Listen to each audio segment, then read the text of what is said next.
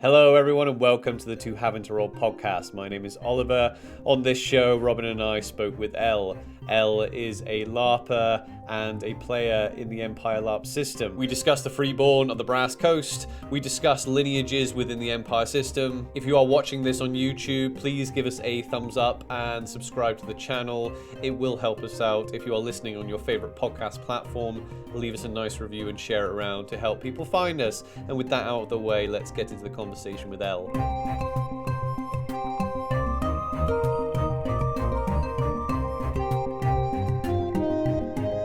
That's how I started running, is that I used a zombie run app, but I pretended it was Druge, not zombies, and you go so fast when you got a load of Druge chasing after you. That is good. You know what? Actually, like just because you've said that, when I go running now after going to LARP, I actually do like go through my head because really I hate cardio, and LARP has given me a good reason to actually do cardio.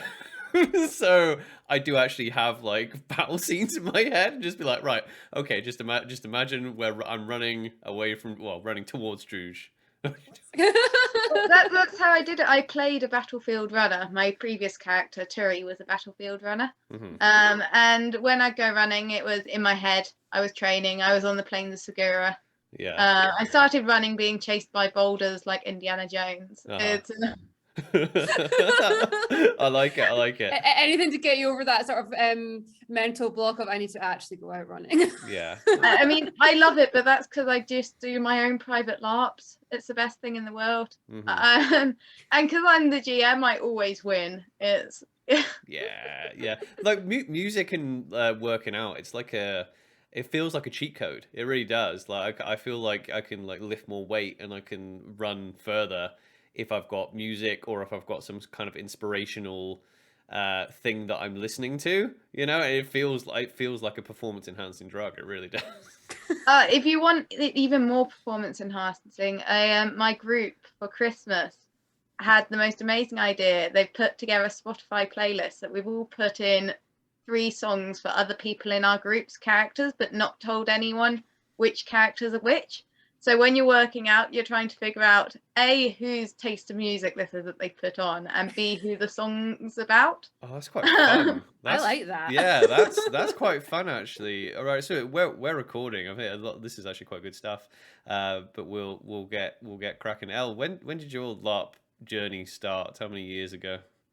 Well, I'm going to be the scary person here. I'm one of the very first second generation LARPers. All right, okay, Yeah, my mum met my dad under a rock, dressed as a vampire, covered in fake blood. That's their meeting story.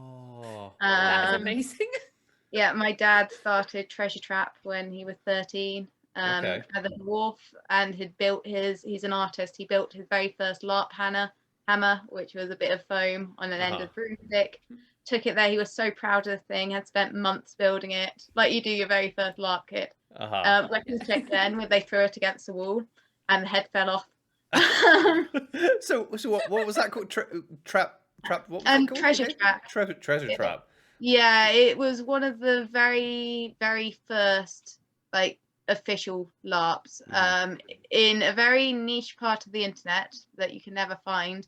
There is actually a Blue Peter episode in which they went and did it. Blue Peter, there we go. That'll split the audience. And then my parents started. My mum actually met later, and they were doing Chiselhurst Caves, and they ran their own horror LARPs. And then I came along and they stopped, and I'm now trying to get them back into it. Oh, so they're not LARPing anymore? No, they say that they're too old, and I'm like, you're not. But when they were doing it, it was all kind of younger people. Yeah, no, I get it. And the hobby hadn't evolved, and now it has, and there's like people of all ages. And starting at all points at all ages. Like I've known 80-year-olds LARPing. But they still have that mentality that they're too old for it now, and then they're going, no, come back into it. Because my parents, I didn't LARP as a kid. I wasn't one of the kids at LARP sites. They did I did a lot as a kid on the side. Like we had a friend who had a LARP site with Iron Age roundhouses and later Victorian school, and would go and do like small arts with the friends and stuff like that. And probably my very first LARP was my 7th birthday party, when I was obsessed with Raven, the BBC TV show. Yeah. So my parents got all their old LARPing friends, and all my godparents are LARPers, and got them all in, and we did Raven. That is so cool. Yeah. So cool. I would have loved that as a 7-year-old. I would have loved that. I love it now. Yeah, well, exactly. Yeah, you would love it now. The biggest argument was who was the son. Who had the sun on their tabard at the beginning. Everyone wanted to be the sun because they were always the one. I was always that kid that would like, I'd get through the end challenge that stopped them getting chucked out at the end. Yeah, that obstacle course. I actually tried to sign up for the show, but I was too young at the time, because I was always there going, oh yeah, no, the kids are rubbish. I want to lose so that I can go and run the gauntlet of death at the end. Yeah, I know of Raven, but I missed. I was the generation that I think I must have been like just one generation behind. I think because I remember it being a thing at Comic-Con that everyone was like, oh yeah, they had lots of guests, especially in the UK because it was obviously a UK show. But I never actually watched it. Did you watch it, Robin? Yeah. I watched it. Scottish man dressed in black kidnaps a load of kids to an island and makes them do tasks. So that's sounds great. Like a good laugh. Inspiration. Yeah. So was there any like so apart from like your like private little LARPs, there was no crossover with you and your parents in other game systems then? No, they wanted, because they stopped just before I was born, really. And then they wanted me and my brother to discover LARP ourselves. They never wanted to force us into it. Like we were always very creative as kids, and always encouraged to play and run around the garden and stuff like that. But we found Empire in 2018. I unlike lots of people, was very aware of LARP, but I watched Hat Films, their first video, went, oh shit, this is a real thing that's still happening, and went with my brother who was 16 at the time, and a friend of mine, Alex, who was the same age as me at college. And we went and then, yes, we want to go. We all want to go. Which nation do you want to go to? And we all said different nations, and we all vetoed other nations. I think I chose Navarre because I was a wood elf player. I'm a bit of a woodland kindred spirit. That's understandable. My brother, I think, said Wintermark, and my friend said Highgardus, and we all vetoed each other's. And then we picked other nations. We all vetoed that one, and then we got it all down to the only one that we wouldn't all veto was the Brass Coast. So that's how you chose. Coast. Yeah, that was how we chose the Brass Coast. And I went in going, I'm not particularly into dancing. I'm not particularly musical, but like the bright colours look fun. And we completely fell in love. Our first event, we had Polish army tents, and it was horrendous weather, and our tents flooded. But the New Promise cartel, because we were so young at the time, they like took us under our wing, and we slept in the tea tent in the New Promise, our first event. Oh, nice. Our tent was too flooded, and my 16-year-old brother and his Cambion horns was asleep on their bench, and they were like, "We're not moving him. You can stay here for the night." Yeah. So what's the this is one question I had about the Brass Coast. What's the connection between, because the groups are called cartels, right? Like a bit like our houses. What's the connection between that and the tea room? Because they're like, oh, our tea room, is a tea room just something that's culturally attached to a cartel, or is it just specific cartels that have them? No, in the Brass Coast, it's all to do with families. It's all very, very family orientated. Everyone has like huge family trees. I've got to admit, I very quickly went Kohan. So I disowned my families, and both my characters were Kohan. So I've never really had a family in the Brass Coast. So I've always played characters that have looked at the complicated family trees and gone, not for me. But it's all the Brass Coast is all very paper-based system. So it's all very interwoven family trees and contracts and stuff like that. And there's always a joke that your aunt is probably your cousin's wife. Through yeah. legality. And marriage contracts are huge things in the Brass Coast.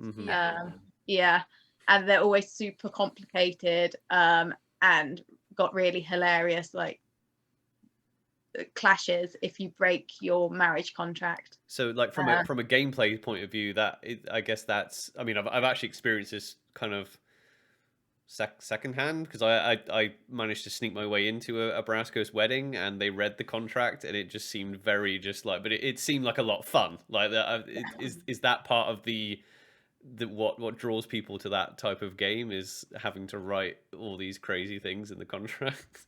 Yeah, hugely. And we've got there's an archetype. I say we, I'm now the league, but they have loads of archetypes, and one of those is Scrivener. So there's a huge archetype and huge person whose game is just writing those contracts.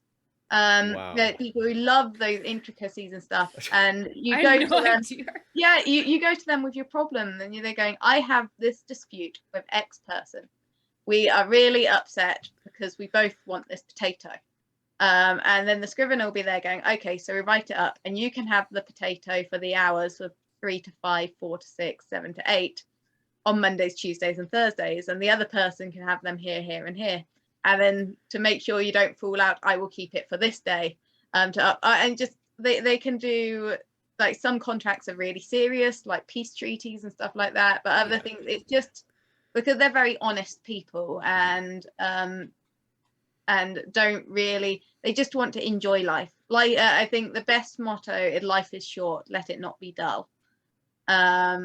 That's kind of their little write-up, and it's something that, to be honest, I like to live my life by. It's just such an excellent like pushing of a nation into a brief. There's a mythology though, isn't there, behind like the whole we do contracts or anything? Because I kind of know the answer to this, because I was my experience in the Brass Coast. I went to the Brass Coast for the first time. I was looking for stories of true love, and they started telling me about contracts, and I suddenly became part of a musical. So that they got the circle I was sitting in, they got songs out explaining the importance of contracts. So what is the actual, is it something that historically happened, or is it just a mythology in the culture that contracts it's a half magic? Yeah, it's a egregore half magic. So to be honest, I'm not aware of mythology back. I'm sure there's about 3 different stories in the field on the mythology about it. And I want to see a rap battle against them, because that would be amazing. It is basically the half magic of the Brass Coast is honesty and contracts, and if you break something, then those egregores, and I know the freeborn egregores, they will lay into you so hard that you would wish that you didn't come back from the battlefield. Wow. No, it was basically the song that I was sung, and everyone just got into it straight away. Like I said, it was like being a part of a musical, because they were explaining. It was like the song was literally explaining why the contracts were important. It was basically just a back and forward between arguing parties, and it's like you kept your word. Have you heard? That's it. Contracts are always preferred. And it's like, no, you broke your word. No, you broke your word. And now it's really important that contracts are referred. And that was a really obviously it wasn't a very fruitful thing for me, because it was difficult for me to get what I was actually after. But from a gameplay perspective, it was amazing. That song is not about a story of true love. no, because they were basically like going, no, we don't have any songs of that. And I'm like, all right, so is the surely the contract. I was basically asking them about the contracts and what, and then me playing my character being very much like, I don't understand any of this, and then they got the songs out and started singing them, and it was amazing. The song you needed was Puglo, the Irregular Mermaid. Oh right, what's that about? That's the it's what you need to hear it in the field to understand it, but it's a story of love being blind and is a curse, because Puglo goes out sailing and comes across an irregular mermaid. Okay. which an irregular mermaid has the legs of the lady and the body of a bream, eyes like a tuna and ankles like a dream. Where was this song? Where was this song when I was asking for it? They must have sung that once you'd left. I know. I think it was. He's gone right now. We can sing. Yeah. We can sing. But then I guess that's not true love, because the irregular mermaid leaves him for a topsy-turvy centaur at the end, Well, with the legs of a human and the torso of a horse. So is because obviously one of the things about being at Anvil is that obviously we don't play the game near the sea or anything like that, but the Brass Coast is quite it draws from that like seafaring culture, right? Is that where all that kind of mythology, like mermaid mythology and things like that, come from? Yeah, there's for a nation without a fleet, they're incredibly, like, a lot of fleet owners are the ones who have the voting power. Yeah. In the Brass Coast, and they have a lot of coastal towns, and it is all very into like trading with materials and costs, and most people would have experience being by the sea. My first character was a privateer, not a pirate. Definitely not a pirate. Definitely not a pirate. Okay. My second character, she actually came from Segura, so she came from landlocked. She was a cattle herder and actually got seasick. But yeah, it's a very ship-based culture. And yeah, it's a lot of like the way they dress is all a bit privateery based. I think if you like that, for which a lot of people do, because it's not like it's not like American colonial pirates, is it? But I think if you wanted to play sort of that, do you think you get that kind of feel? Yeah, if you want to play a pirate, the Brass Coast is the place for you. Brass Coast is that where the actual term freeborn comes from? Is it because it's like that type of lifestyle, or is it because you mentioned earlier like they just like to, you got one life so enjoy it type thing? Or? I think it comes from several places. They are really, really anti-slavery. Yeah. And they come from Highguard originally, and left because they didn't like the regimented and like strict highborn way. The three sisters left and found the Brass Coast. So yeah, there's a huge kind of icy coldness between Highguard and the Brass Coast, because there's a bit of like we're your fun-loving cousins, but that's so it's a little bit like the relationship between Dawn and the Marches then. That's what I was thinking. Yeah. In a bit of a way it is, but it's more like the Brass Coast, they've got a song about it. It's I'd never want to be highborn. It's a sea shanty. It's amazing. It's like, I never want to be highborn. No, I never want to be highborn. No, I never. I already like it because it's poking fun at the Highguard. Yeah. In fact, I might make a freeborn character just because I could sing that song. Just so you can troll everyone in Highguard. Yeah. Okay. It's so easy though, isn't it? Oh, the Highborn are great. They do some amazing role play. My first character, who was a Cambion, and went into being overwhelmed by the realms in a final event. 2 events really. Okay. She really went into being really heavily overwhelmed by the realms and very, very heavily ambitious. And to the point that she was very anti the Highborn unveiling. And went to Highguard and announced in their assembly. This is why the Hackermen need to keep the Kohan on a short leash. Yeah. She went to the Highguard assembly and went, I want every single one of you to spar you. I want this down in a contract. And if not every single Highborn spar me, then it proves that one Cambion is more ambitious than the whole of Highguard. So Why don't you tell us about unveiling? Because when we spoke to Kyle, we spoke about so many things, and he mentioned unveiling, and I actually literally just don't know what it is. Yeah, me and Kyle, we have history. Yeah. But unveiling it's something that not a lot of High Guard get involved in. It's it's a cult within High Guard did unveiling. Like I said, I'm not a High Guard expert. I'm not really a wiki fiend, but what I picked up from playing characters that were very involved in the lineage kind of shirking of High Guard. It's because there's a lot of lineage in High Guard, but they believe that the purest way to follow the way is to not have lineage, and this cult, I think it was purity. It was definitely my second character was a purity cultist, but they believed in unveiling was to get rid of the lineage.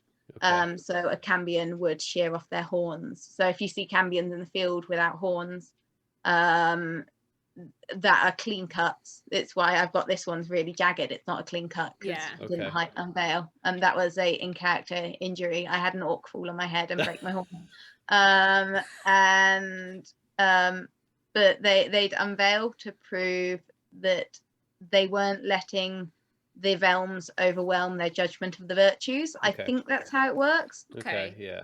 So it is literally just, it's not something, it's not like something mechanically magical or something like that to get rid of lineage. It's literally just a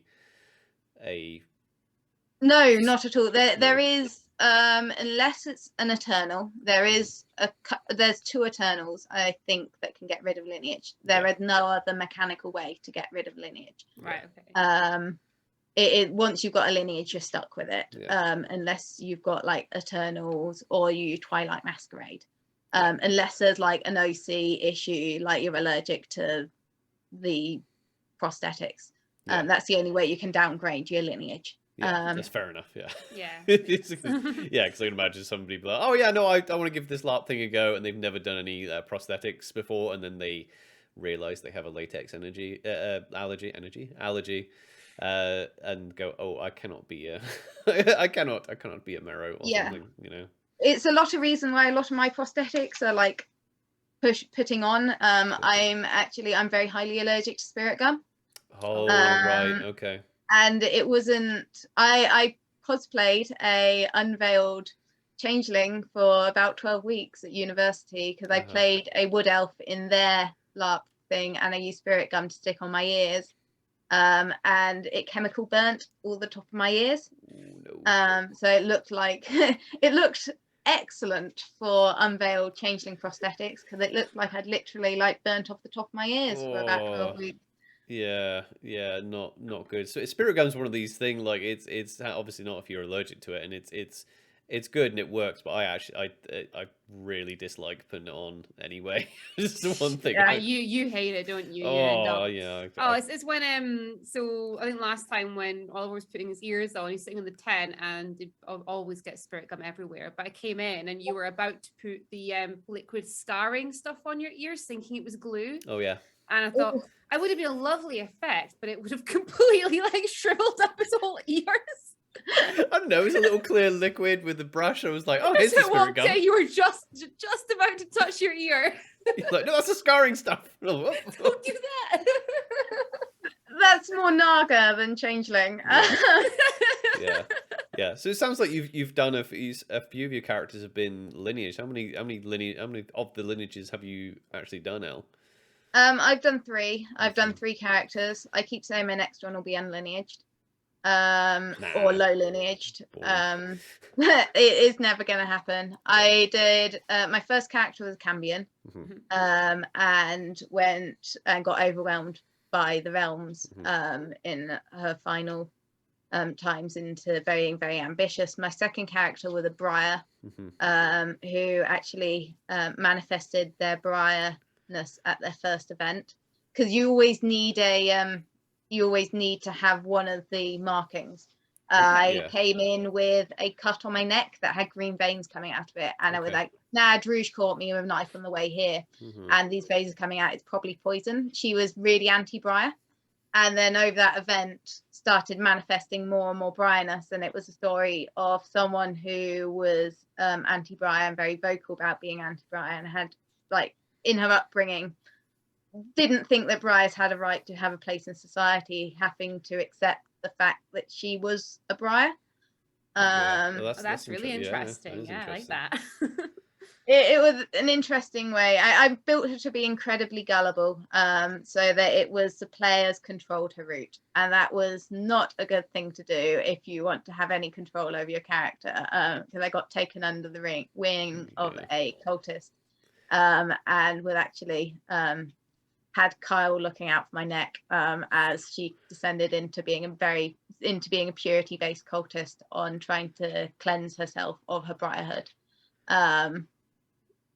That's interesting. So, like, yeah, you've got Highguard coming after you, not because you are a Briar, but because you're a purity cultist trying to get rid of your lineage. It was only her final event before she died. Both my characters were one event off being executed when they died on the battlefield. She never said the word purity until her final event. If someone asked her what virtue she was, and when she got turned to that virtue, she got dedicated to a wise choice of a virtue.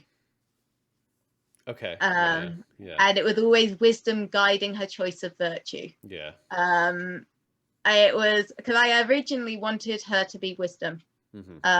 She was a very energetic Kohan, and a lot of her choices seemed stupid, but if you looked into it, she had a weird logic that she was quite like me. She'd go through really bonkers ways to solve problems, and go at things like a bull in a china shop.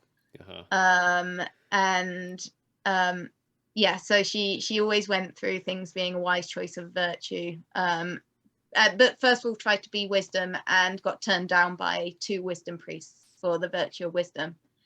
I asked 2 wisdom priests, can I be dedicated to wisdom? And they said, you need to work at your virtue more before we choose this path for you. And then I asked a priest who I very heavily looked up to in this character. It was an unhealthy relationship of looking up to their character. My character was very obsessed with their character. It was a Kohan that would lick the boots of this character, and it was a really fun thing to role play, because the character like had me wrapped around their little finger. And they took me to the side and was like, oh, it's been terrible. I'm trying to get dedicated to wisdom and no one will take me, and I don't understand this. I'm trying so hard to be wise. And they look down at me and they're going, I'm a priest, I can dedicate you to a wise choice of virtue. And we went out the back and I got dedicated, and then I got given an item, and then it was like, oh, so you are aware what we're doing here? And I went, yes, I'm very aware what we're doing here, let's go for this. Nice. So it sounds like, because from what you said about your previous character, it sounds like you very much do you like to lean into that type of gameplay, or do you just end up finding yourself in that type of thing? I think people would very fairly say that I'm typecast into the perky sidekick. I'm a bit of a chaos goblin. I've not got much of it. I have ADD. I don't have much of patience for long meetings or the politics games. This character, I was there going, do I want to be an ambassador? But I'm just having more fun being a bit of a villain, to be honest.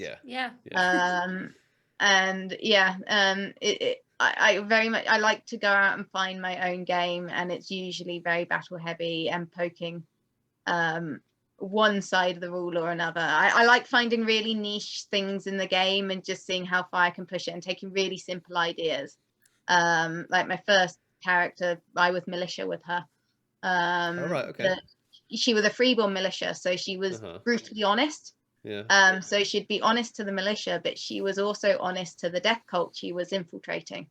And both sides kept her alive because the militia realized she was leaking all their information to the death cult. Oh. But the death cult were keeping her alive because they were getting all the information off the militia, but were very aware that she was leaking all their information back to the militia. And I had one of the best interactions I've ever had in LARP was I had one of the militia I was working with.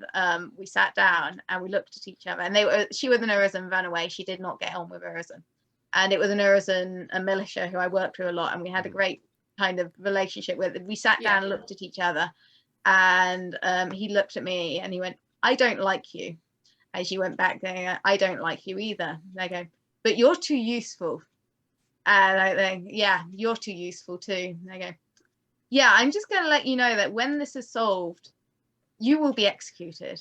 And she went around and just grinned and went, "I'd like to see you try." And that was the kind of rapport we had going with each other. And I knew with her, I had the death cult had a hit out with her when she stopped being useful. The militia were planning to get her executed the next event. And then she went and had a really heroic death in the battlefield. Came back a hero, had the hospital singing for her. Yeah, that's really juicy. I like it. You don't know any of this is going. Like, there's so much going on in the field, and it's so cool that people like just find these just unique sides of the game. I'm just like, I hadn't even considered you could be basically a undercover double agent in a LARP game. Yeah, in the most undercover way. It was just very much, I loved the freeborn side, the honesty part of being a freeborn. And I was just there going, how would a freeborn deal with being in the militia? And being sent on undercover missions when they can't be dishonest. Yeah. So yeah, I just went into, I did have a rather scary moment that I was sat at the back of this big meeting of all these cultists, and they're going, "If any one of these ask me, are you militia?" My character is going to turn around and just went, "Yeah, I am. What are you going to do about it?" And they're going, I have one, get it together. I have 2 cleaves. Yeah. I have 5 hits, and I forgot my chainmail. What's my chances of getting to that door? Yeah. You're just literally the Ralph Wiggum. I'm in danger. Me sitting there. Yeah, it's those moments. There's just no way we'd experience in real life that LARP just gives. I mean, what other environment would you be having those sorts of emotions of trying to figure out if you can get to the door in a safe place in real life? Exactly. It's like being in a movie, because I mean, it's probably in real life. It probably is. It very rarely happens, that type of thing anyway. You know, I have no idea, but that's such a movie trope, isn't it? To be able to do that, like in LARP, especially like in a game like Empire, where there's so much going on. You could like listen to. That's why I've enjoyed having people on, because people could like listen to our stories and be like, "Oh yeah, that's what it's like. They do this, and you go out and you do some drinking, and you interact with these soldiers and blah blah blah." But having people on, it's like everybody has like just wildly different experiences. I mean, totally. And like you're like, what you've done in a year of being in LARP has been amazing. I mean, my first event, we hid in a tea shop like deer in headlamps. It is quite kind of a Well, how did you? Were you quite overwhelmed then when you went to Empire? Yeah, hugely. My Cambion, when I went in, I was playing. I looked at the combat game and it intimidated me. And they're going, "I don't know a lot about fighting. I'm not too sure if I'll be comfortable with that side of the game. And so I'm going to play a trader who's going to deal with lots of money, be a bit of a pacifist, and be a good person." In one event, this character was like barely read anything, Kohan, so went onto the battlefield murdering shit up, and had the biggest sailor potty mouth in the existence of the universe. Yeah, I actually in real life didn't swear until I played that character. She's more like a sailor. Yeah, I like that. You're just like, I'm going to try swearing this time. It was hugely that I was an awkward teenager. That was pretty much me discovering, going from being a kid to an adult, was this character. I was hugely body conscious. I wore a crop top with no sleeve. My first kit was atrocious. But the first time I had like a sleeveless top on and showed off my belly. And it was, I swore like a sailor, and was a bit of a jock. And I made one of my best friends in the field, was I put on the Facebook pages, I'm a runaway from Urizen. Is there anyone in Urizen who wants to collab? My mate Brad went, I've got a citadel I've just started up in Urizen. We had a bit of a chat where they're going, these are our OC boundaries. Is it okay if I just go for you when I see you? And we met each other for the first time ever in our lives. Were absolutely foul at each other, were cursing and swearing and being completely brutal, and then just went out of character, and they're going, you're just such a good guy. And we're now really good friends. Wonderful. And yeah, that was an interesting way to make friends. It's just that immersion and side of discovering yourself. Is she was not the character I went in the field being overwhelmed by at all. You just need to find your niche. Yeah. And I think it sounds like you two found it automatically, like when you went in. Yeah, I tell you what, I don't think I've actually, have I said this? I think you know what I'm about to say, Robin, because I keep saying I don't think I've actually ever said it on the podcast, right? Might be surprising, but like there were times at E1 where I was like, is this for me? And it seems to like taken over my life, and I absolutely fucking love it now. But yeah, no, there were actually times at E1 where I think it's because I'm not like, we weren't camping people. It was a lot to take on. There was a lot going on. It was very surprising as well, just having so many people there, so many charismatic people all in one place was quite like, oh wow, yeah, usually I'm the chatty one in the room, and all these people, and everyone seemed to know what they were doing, and I was like, I thought these people hadn't been playing in 2 years, and everyone was just into it. And I went to military council, and I was like, this is fun, but I'm like, this is quite heavy, you know. And it was tiring, and it was cold, so there were moments, there were short moments at E1. We were like, I was like, oh god, yeah, is this for me? But I think it was just tiredness, and it was just I wasn't used to it, you know. Oh, I think he'll be fine with me saying this, but it took my brother 4 years. Yeah. He went in at 16. He's an amazing actor. He's got an incredible, we're like polar opposites. I think it's like it shows how non-conforming and excellently my parents raised us. Is that my brother, he very much cares about the way he dresses, looks like a movie acting model when he walks into a room, has a beautiful voice, beautiful actor, but very quiet, and really didn't find his place. He went in with friend group that left and fell out with one of them, and then he kind of was on the outskirts of the Kohan, but was really like, I'd come home and I was doing stuff for the militia and infiltrating people, and he'll come home and he was like, yeah, I sat around campfires and chatted and I had a great time. And it took me a while to understand that we just enjoyed different games. And then I think he's only just this year, his second character that did actually end up being a Kohan, but he was never really actively, he's not particularly violent. He was played a healer, but he's now re-rolled a Hakama, which are the magic like ritualists who they've got an equal kind of the Hakama created the Kohan originally. And the Hakama look out for the Kohan and cause, when the Kohan go and beat someone up or causes trouble, it's always the Hakama that go in, they're going, hey, you don't tell off my Kohan. I will go around the back like a parent to tell off my naughty children.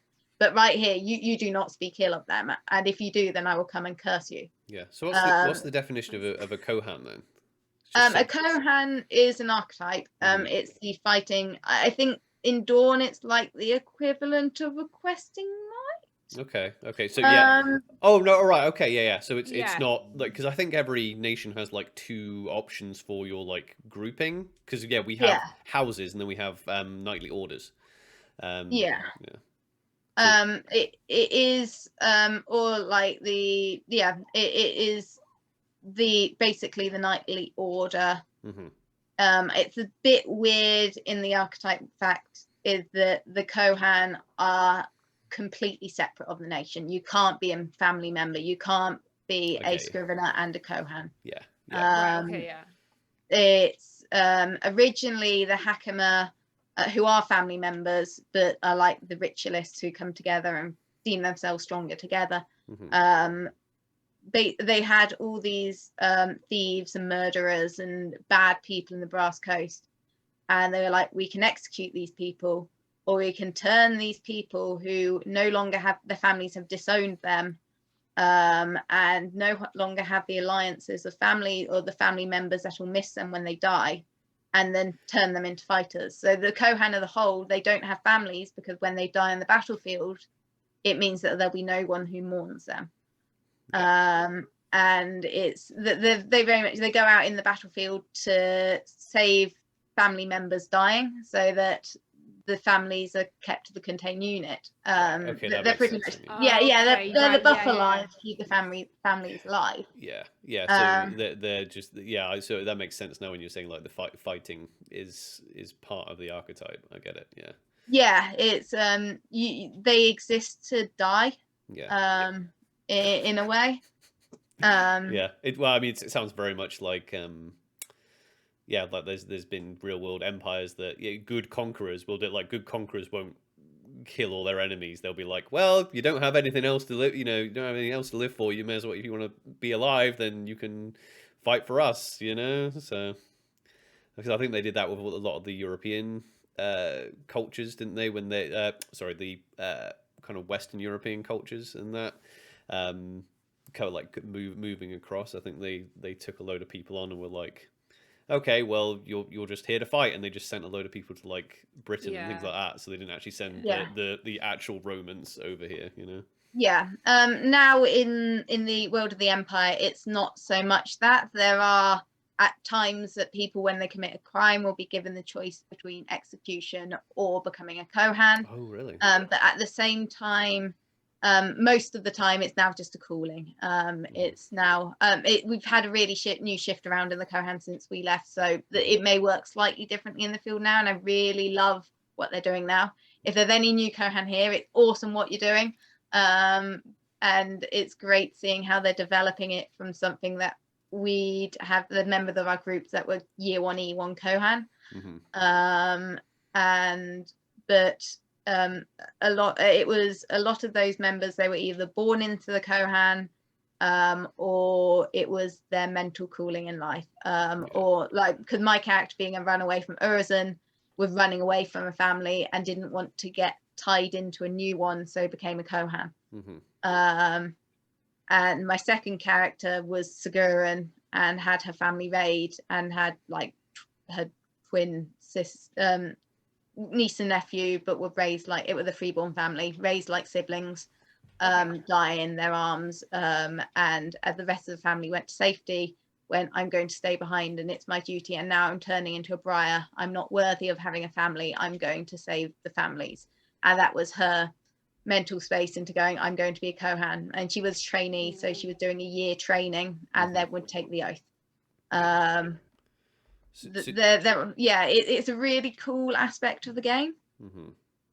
The archetypes are great.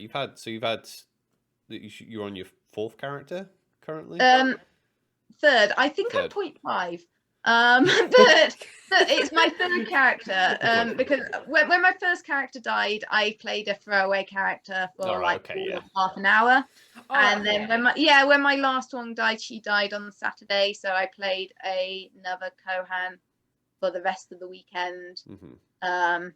and then went to the league. Yeah. So this is your first nation shift then, currently? Yeah, this is my first nation shift, which was a wild ride because I was going to Urizen a week before the event, and then that group fell. There was OC issues, so I decided to shift to the league. Is that I had some members of the league who are now my IC dad.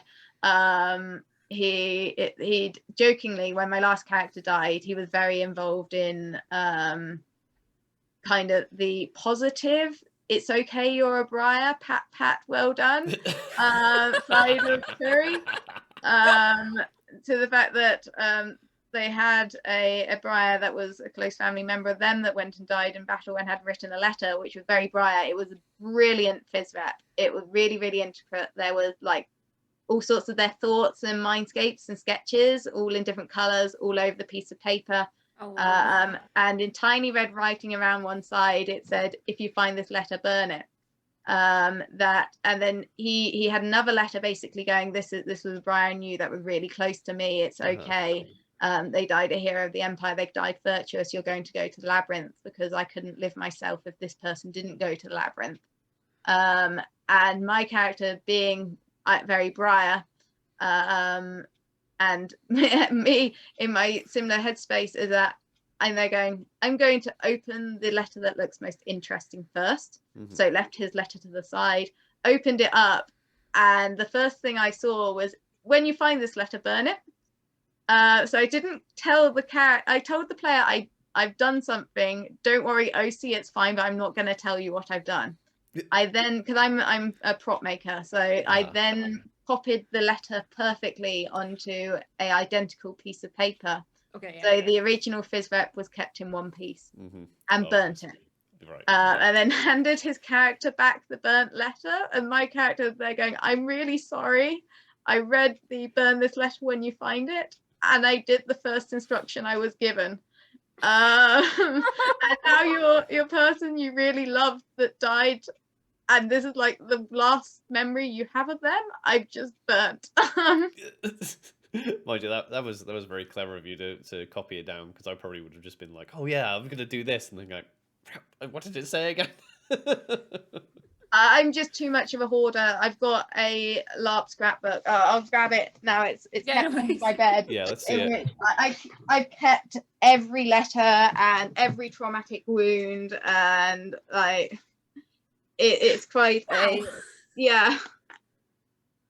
It's opened on pages. It is, everything's in there. Yeah. For listeners, this is a thick book that Elle is showing. Oh my gosh, a lot of stuff. Has that got your player pack things in there as well? Yeah. What I just saw. Here you go. My very first player pack back in 2017. Oh my gosh. Oh, wow. It had a surname that I dropped very soon because it makes no sense. I think we did the same thing, Robin, right? We had because we were like, well, because we came in as like yo folk, and the idea was to become noble, so that's how we would get our second name. And a lot of I think it says somewhere on the Dornish brief that people will just like second names sometimes for yo folk just comes from the deeds they do. So we were just like, nah, we'll give ourselves a second name just to differentiate, just in case people have the same names. But oh wow. My first piece of concept art for kit, when I didn't understand the fact that Cambions didn't have elf ears. So we had horns and elf ears.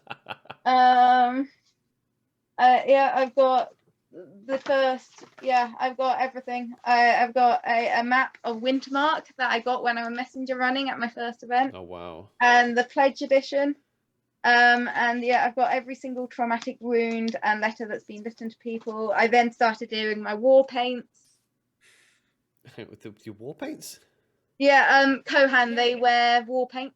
Right, okay. So that's the paint of red sun scorpions, which would paint our faces to look like. So that we would terrify our foes by being so colourful. Yeah. I love your paint. Like that one you've got. I've seen the photos and things that you sent through, but the ones of your war paint is incredible. It's just so bright and just so striking, and I was like, that just looks amazing. How long does it take you to get ready into all that war paint? That one, it depended if I was doing it for a social event or I was doing it at like 6 a.m. on an Empire day. But I could get cherries on pretty quickly. It was mainly the Lineage Fizz reps. It was like a half-hour get up. I know when my Cambion died, when this character's last event, she was not, at that point, she was not playable. She needed to die at that event or next because she was emotionally exhausting to play. And her Fizz reps took me 3 hours to do. Because Wow. I had labyrinth marks all over my skin. And then I sealed my labyrinth marks and did my war paint over the top of my labyrinth marks so that if you caught it in the right light, you could see that my skin was labyrinth marked underneath the war paint. At what point did you start to hate yourself for coming up with that idea? Like, oh, at about the hour and a half point. That's the thing. Once you set the precedent as well, you know, once you've come out of that tent for the first time and you're like, okay, this is the character, this is what they look like. It's difficult to kind of go backwards then, isn't it? Unless you like get rid of that character, you know? Yeah. There were so many things with her. At the same time, she was also my first character, so I had the issues of first LARP character that you wanted to rewrite and re-rolls, and I loved her arc, but it was complete. I think that was the best in both my characters have completed their arcs. And like this current character, I'd be really upset if she went and died next battle. I'd probably curse her. I'm doing a high death event next weekend, okay. If she dies, it's your guys' fault. So when this podcast episode goes live, you'll have to put in the live chat whether you survived. Yeah, exactly. Yeah, by the time this goes out, it would have happened. So maybe I'll put a little spoiler at the end or something like that. Just to update. I'll do one of those, you know, that documentary. Not documentary. The real life story films. And it's like at the end they just say what happened to the real life character in it or something like that. Just a little black screen. Put some black screen and just the writing coming up, maybe some music fading out with what really happened. Because you were in the Brass Coast for quite a while. We've actually talked to quite a few people that, because I noticed you said earlier you accidentally said, oh yeah, we, and you're like, oh no, it's not we anymore in the league. Quite a few people do that when they've been in a nation for quite a while and they've been in the new nation this year. Have you missed it yet? Have you missed the Brass Coast? I hope no one hates me when I say no. No. I love the Brass Coast. Yeah. I have a lot of fun memories there, but the group I was in, we all went our own separate ways. Yeah. We all died or got executed or went and walked the trods. And I think because there was such a shift in letting the new Kohan come in and seeing the amazing stuff they're doing, and that shift is that I need to step away from it for a bit and I need to go elsewhere and experience new things. And I think I will go back to the Brass Coast at some point. My brother's still there. But I'm a very firm believer that you can have a good time in any nation. I know a lot of people are very nation loyalists. And are very much, my nation's the best nation. Yeah. And I think I've failed to recruit anyone to my nation, because when people are there going, what's the best nation? And they're going, at this moment in time, the Brass Coast is the best nation for me, or the league are the best nation for me. But I think it's a group. I think if you've got a good group, you will enjoy whatever nation you're in. Oh yeah, I could see us enjoying pretty much any nation. I think we fit very nicely into Dawn. We had I think a lot of people during the pandemic had the luxury of having lots of time to do lots of research before their first Empire event, and they had lots of time to gather groups of new people that were going for the first time and be like, oh, we're all going to this. We're going to make a new house in Dawn. We're going to do this and do that. And they've kind of come in with the whole oh yeah, Dawn. And that for us, we were very sure that Dawn was going to be for us. I the good thing is we had each other. That's the thing. Like you were saying earlier Yeah. about like, you know, we've done well in our first year, and you were talking about groups. We are lucky because we went as you know, husband and wife basically. You know, so if things weren't, if you know, if we weren't finding good game, we just together would go off and do something together. We're like, we'll go to a tavern together. You know, so at no point were we ever like, oh, I feel left out of Dawn. Because we would just do things together if we weren't doing with someone else, you know. Yeah, no, totally. I think that it says a huge credit to Empire as a game. Yeah. That everyone from whatever nation they're in believes that they're in the best nation. It's that's a good point. It's the best part of the game. It's the best part of the game they've made. I think. There's people who are far more patriotic over their nation than they are the country they come from out of character. 100%. 100%.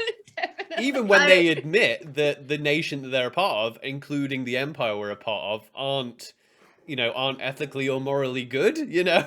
So it's just like, I love my nation, even though I am willing to admit that we do not do things the right way. Yeah, like I'm just saying now is that if England loses a football match, I'm like, meh. Not too bad. If my nation, if the league played foot the ball against Marchers and lost, there would be punch-ups that night. Yeah. I'm just saying that. And that's not just because I play a highly fighty, aggressive street urchin. Yeah. Trying to fit into the upper stage of the society. The lineage side of the game. What was funny for me is that I wasn't planning on being lineaged at all. It wasn't actually until I read the actual Changeling brief, because Robert, like in every TTRPG, I usually do play a human, and my current character is based on my human paladin. So I was like, oh, I'm just going to be a human. That's fine. And then Robin was like, oh no, I'm going to be, because she's like, okay. In fact, one of the first questions Robin asked me about LARP, and I was like, oh, will you come LARPing with me? You just went, can I be an elf? And I'm like, I think so. I think you can be an elf. And I can be an elf, sure. Yeah. So yeah, I was like, oh, there's these lineages, and I think Changeling would be the one you go for if you wanted to be an elf. And then I read it, and I was like, oh, actually, I think I want to be one of them. You read it out loud because you were like, I'm going to be human, and I'm not going to have a lineage. And we were in the room, and you were like, I'm just going to read this out for you. And you were reading it out. And as you were reading out the description of a changeling and what actually meant to be a changeling, you were getting more and more like, oh, this is me, actually. Yeah, because I didn't really. I didn't really have the desire to do any of the prosthetics. What about you, Elle? Were you drawn to the lineages because of the prosthetics and things like that, or were you drawn to it because of the game side of it? I honestly can't remember for the Cambion. Mm-hmm. I think that I think that lineages are great because they're almost in a way like tarot readings, is that you can read yourself into any of them, and then take that aspect out of it. Okay. I played a Cambion, and I very much played into the aspects of me that are very Cambion, like they're very stubborn-minded, very ambitious, very driven to the point of blindness in the direction they want to go. And I'm like, yeah, that's me. Yeah. And so I go around going, yeah, I'm playing Cambion because I'm a Cambion in real life. And then I played a Briar, and they're going, I've just been diagnosed with ADD. It makes a lot of sense with the way my brain works. I'm very, very active. People know that I need to be like stimulated either physically or mentally all the time. Yeah.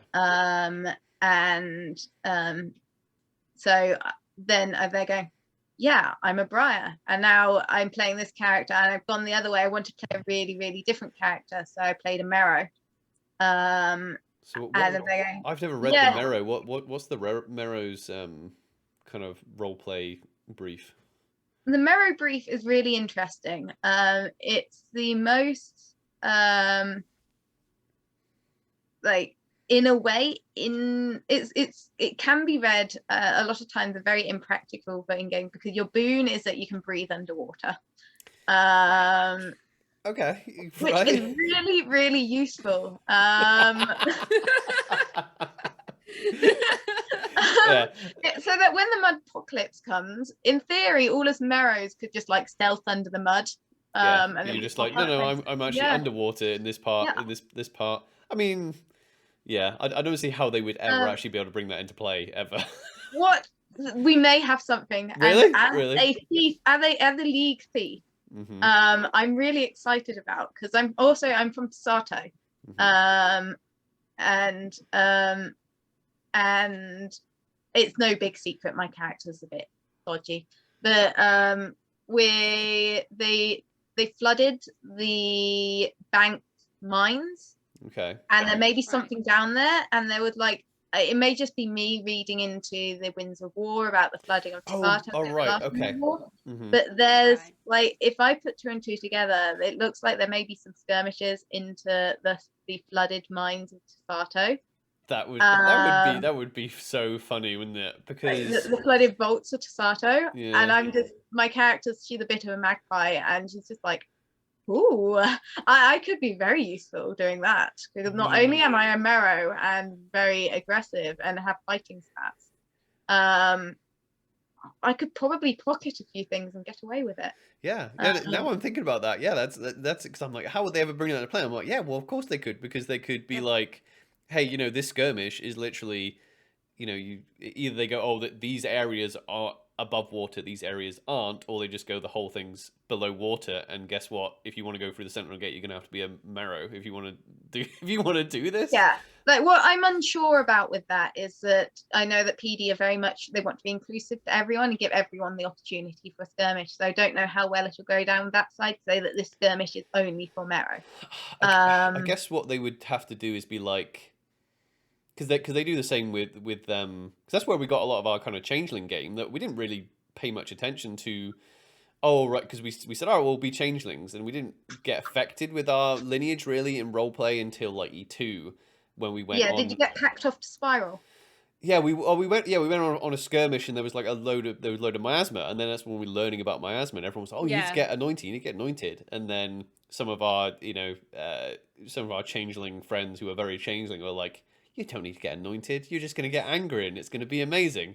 Yeah, Cambions are the same. They just get really ambitious. Yeah, yeah. Um, So unless they did something like that where it was like, oh yeah, everyone can come, but to come you're gonna need to get something done to you. You're gonna yeah, get some ritual Yeah. done to you. But Marrows, you're gonna be fine. I guess Yeah. they could do it Yeah, that way. yeah, that would be a much better way because like you said, it includes everyone, but it gives that little extra bit of game for those who have that Merrow lineage and just Yeah. that little, yeah. I mean, we can just look more heroic because we don't have a really silly bubble floating around our head.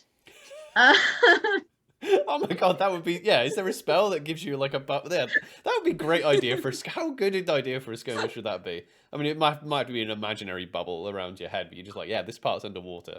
Yeah.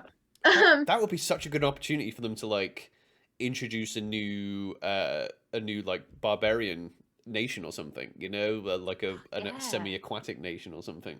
Oh, we don't know what's going on down those mines. No. But it would be cool to have something weird like that. A new monster or something. Ooh. Yeah, that yeah, so Merrow it is you can breathe underwater, which Yeah. as said is really useful. I can also see it potentially being useful at some player events, but it's just great for spicy backstory stuff. Like my character jumped into a river at one point, and I find that because Merrow, in their brief, they get they're not unemotive. That's something that people very falsely do a lot of the time. Mm-hmm. But they're very, very logic based. They look at things and they come across as quite calm. I don't as this one, but on how I do play it is that my character calms down by jumping in water. Okay. That's right. Yeah, she feels closer to the realm of day when she's underwater. Yeah. And yeah. Do you think some of the lineages, because when you're saying that about the Marrow, but because a lot of the Marrow I've seen are in like Urizen, and I'm like, I feel like maybe they've kind of taken a bit from like Urizen and the Marrow brief, because I know that's what, when I read the Changeling brief, I was just like, oh well, because I wanted to be I wanted to be the most Dornish knight possible, Yeah. and I went Yeah. the changeling brief very much fits on top of if you want to follow the Dornish brief as well. It's just like, yeah, you want to be the center of attention. You're emotional. I'm like, oh, okay, yeah. Hugely. It's one of the great things about PD is that they've written each nation to have different opinions on things. Like, one of the reason Urizen Icy have so many Mero is because the Mero being calm and liking a nice chill environment clashes directly with the freeborn brief. So all the freeborn, if you have a Mero child, on the whole, it's not out of not loving the child. They really love the child, but they understand that this child won't have a good life in the hubbub and energy and parties of the Brass Coast, so they send them to Urizen. Oh, really? Wow. That's interesting. That's really cool. Yeah. There are not very many Mero in the Brass Coast because it would mean that your parents made the very faux pas decision of that nation to keep you and not send you to some Urizen adoptive parents. Yeah. But it's really cool. Like you said, it's clever of them because it's like they just say, oh, here's some lineages, and you can, as long as you're a human, you can choose one of these lineages. They don't say, oh, you're in this. They don't even say on the brief, oh, by the way, this is what a briar is. But they don't say, yeah, you're more likely going to be better off in this nation. It's just like people go, oh, and you show up and you just realize there aren't really that many briars in Navarre, and there are quite a lot of Draugr in Barushka. You just pick up on that. You're like, oh, yeah. And then Cambions really, because they're so business headed, really gel with the Brass Coast and the League. And to be honest, if you're a Cambion, the Brass Coast is where you want to go because they believe that Cambion blood is lucky on contracts. Oh. And everything has a price, so you can make a quick coin by just selling your blood to contracts. Being a fighty Cambion, I had bottles of my blood from if I got traumatic wounded or something in the hospital, I'd be like, just put this bottle underneath. I'm collecting this blood because you're just spilling money on the floor there. Yeah. Spilling money on the floor, just That's really cool. Are you gonna throw away that rag you just wrapped around me? No, give that back. I need to strain it out. This top quality stuff. Yeah, I love when people do things like that. They take a little bit of of the brief or the lore or whatever. They're just a little tiny detail, and they go, right, I'm going to just really lean into it. It's just like, oh, it's Cambion's got lucky blood, or I'm going to take files out with me. I love it when people do things like that.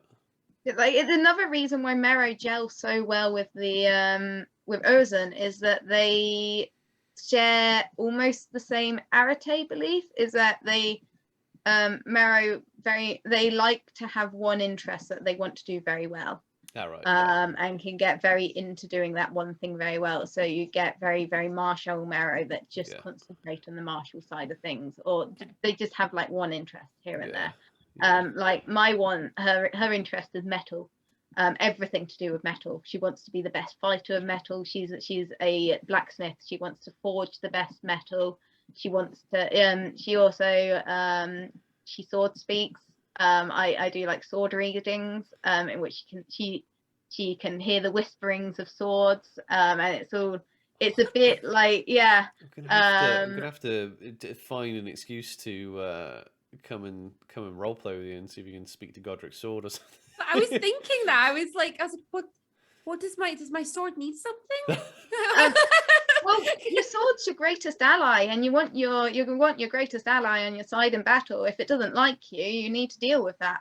I need to make sure my sword's like me. I feel like both our characters, Robin, would take that super seriously. We'd be like, yeah.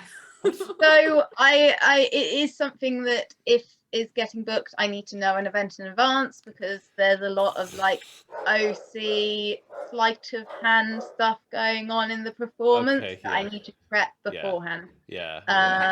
But again, we need to find an icy reason to. That's the thing. We've got so many amazing LARP friends now, and so many amazing people have come onto the show like yourself, and I'm like, they've got so much interesting game going on. I'm like, how am I going to find an excuse to find these people that I don't know in character? you know, and find an excuse to have game with everyone, you know, because as soon as do you find this, Elle? Do you find that, you know, you have ideas of what you want to go and do and who you want to spend time, and then when timing comes, you're just swept away. You do none of them. You do absolutely none of them. No. It's one of the reasons I've like, I almost try to not organize things, or organize like 2 things a day, because I just get swept up into so many other things. And I often, because I've now been in Empire since 2017, I've got such a wide range of people I know that are spread in every nation of the Empire. You always leave going, I didn't even speak to such and such, who's my really good friend. So yeah, you almost need to like prior, because I did one event, I tired myself out because I tried to meet up with everyone, and I found out that I met no one in that event, because I'd go, okay, so I need to meet this person, go find them, they're in a meeting, then chase them for an hour, find them, have like 10 minutes with them, and then go, oh, but I said I'll meet such and such at X amount of time, and that's in 3 minutes time, so I've now only seen you for 5 minutes and I need to jump to that is what happens for people, like people who do go to Empire listen to this, you'll understand this completely. People who haven't been there yet, that is something that does, like, is so difficult. If you're chasing someone, it is just it can feel like a waste of time, because if you're forcing an interaction, you know, sometimes you do actually need to find someone and ask them something, and that's frustrating. But if you're just going, oh, we'll go and see what that person's up to, and then you're like, have you seen this person? Oh, they've just gone that way. I think they went with this person to that person, and you keep following them, and then when you finally find them, you're like, oh hey, they're like, oh hey, oh I'm heading, I need to go to a synod now, and oh, okay, cool. And it's just like, wow, that was a waste of half an hour. I think if you've got a arranged meeting, it needs to be something that both people know, and both people know the location, and it's really only something that there's something I need to OC prep for. And I did a bar fight last event, so obviously there was a certain like OC choreography side of that. Ooh. That was prepped beforehand. Amazing. And we had to get refs to know that, and sort all of that out. So that was something that was very organized to a point of view. It still happened half an hour later than it was meant to happen. Because I was doing a sword reading that overran. And then yet again, sword readings, I've got a lot of like sleight of hand tricks in which I hide stuff up places to make it work. So there's a certain like OC, like to make it work, I see you need to prep out of character. But apart from that, I tend to like to have points to hit over the weekend, but not ways to hit them. And it's easier if you're like, if obviously that you have an in character reason, because that's the thing, that the people it's like real life, you know, the people that you interact with and you have similar interests in character are the people you will, even though there's thousands of people in the field, they are the people you will continually bump into, and that's not a coincidence, because you're both playing very close games with each other, and that'll happen. And some people we're really good friends with in our own nation that are literally like camped like 2 dense town or something, and we see each other before time in, and then as soon as time in comes, we don't see them at all ever. You know, that's there's people like that, especially the people that camp near us that like, you know, like you just said, got such different games, and then you see them in the morning, and then you might see them just as you're going back to your tent to sleep, just because they're doing the same thing. You're just like, hello. And that's it. I'm too tired to sit and roll with you right now. Good night. Well, yeah, me and my brother, we've had the same tent since we started Empire, and I think that there's probably less than 5 pictures of us together. Really? Wow. Because we just go in completely different directions. He's very good at his game, and I'm very good at being a loud tomboy causing trouble.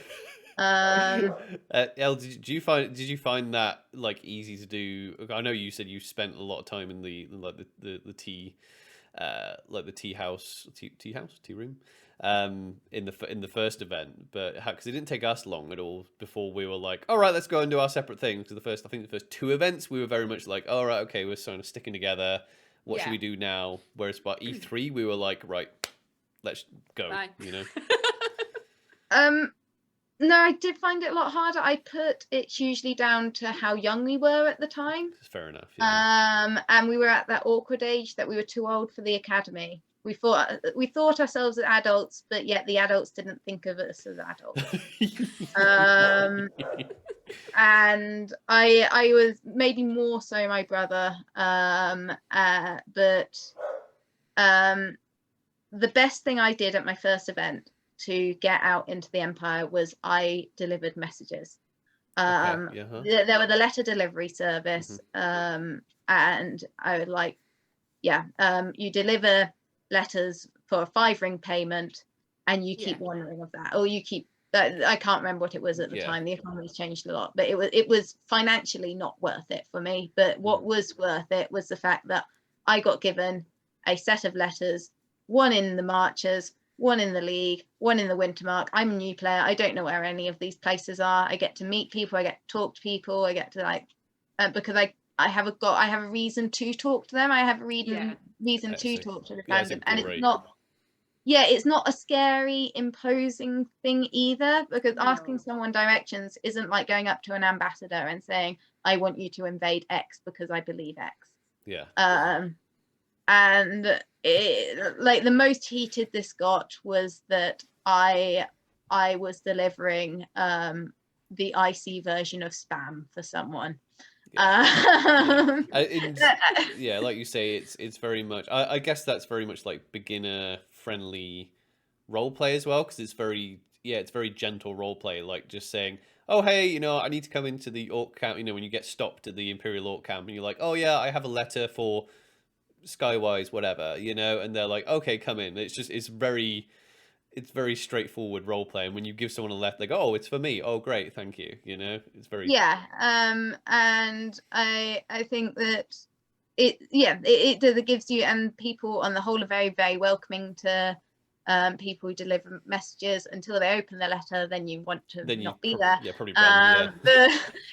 Don't shoot the messenger has come into play a few times. Oh, really? A few situations. So that was my second character, who was the messenger runner, and I knew was delivering dodgy stuff.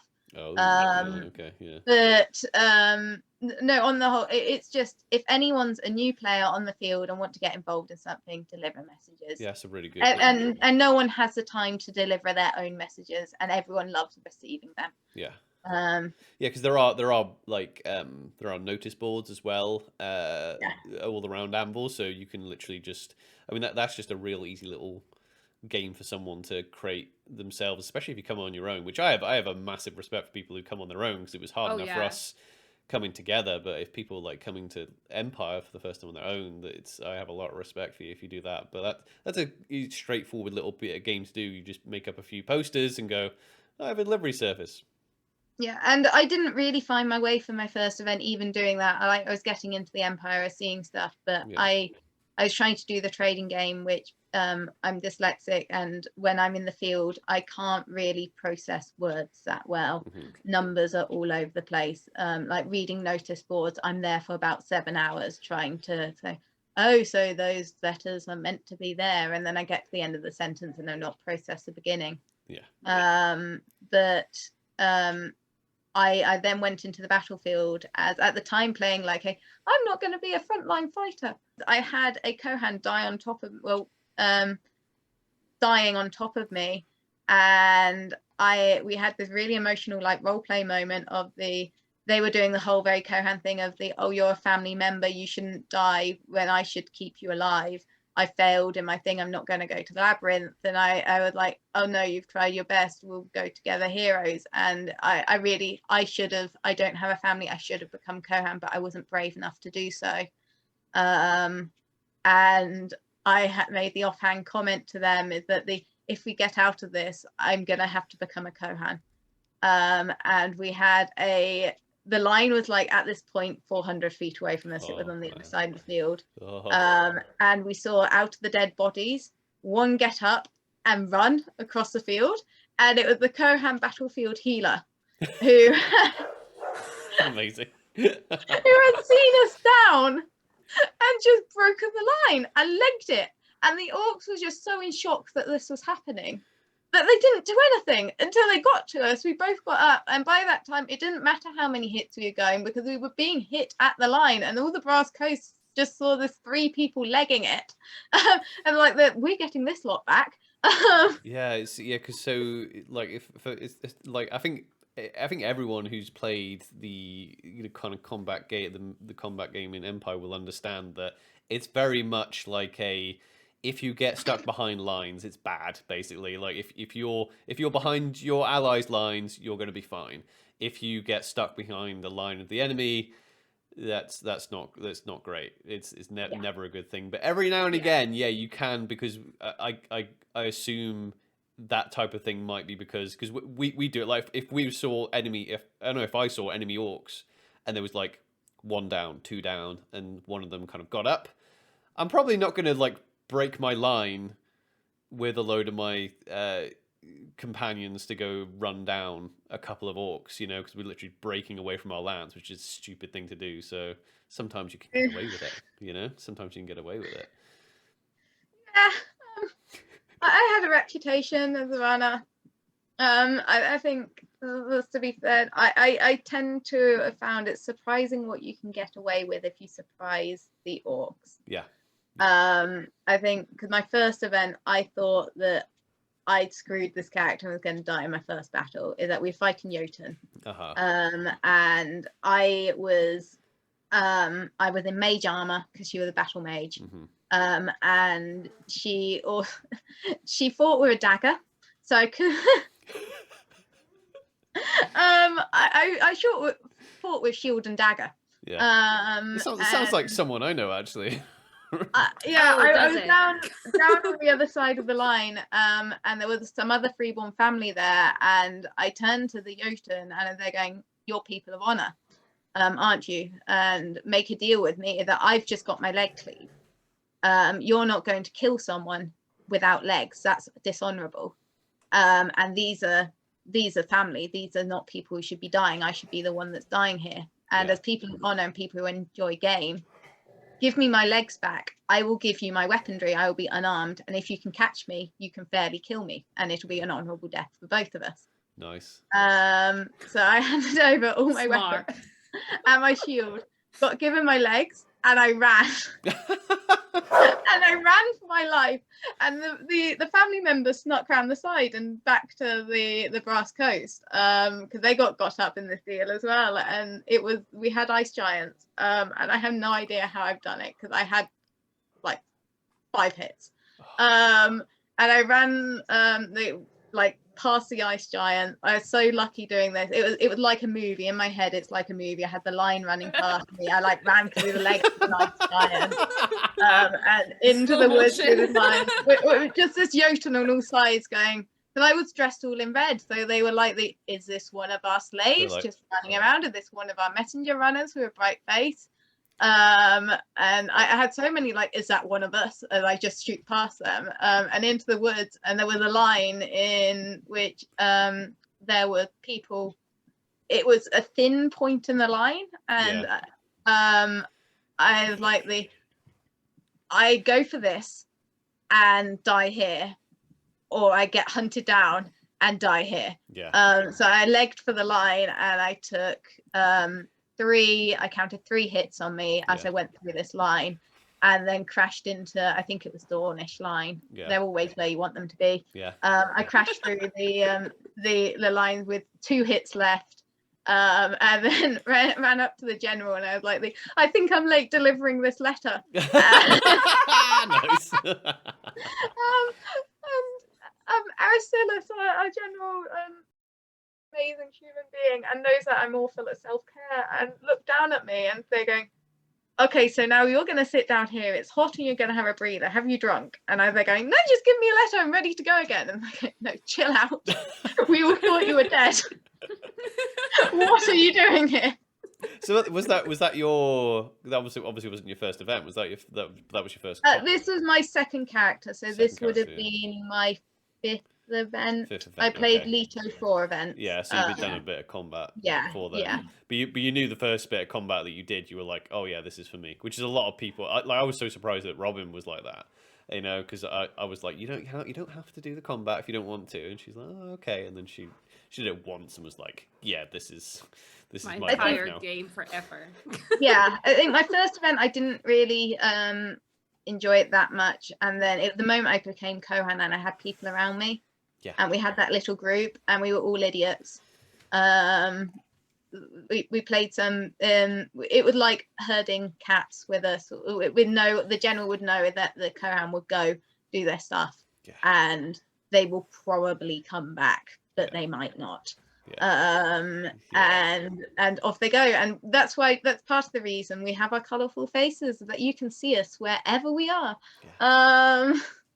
That's the handy thing about being in Dawn actually as well, that with this thing, the colors. I don't think you'd ever like. There's not many Dawnish people that you could confuse for a thrall. I think. Respect to the Navarre players. If they're down, they're dead. Like no one's going to see them in the bushes. No.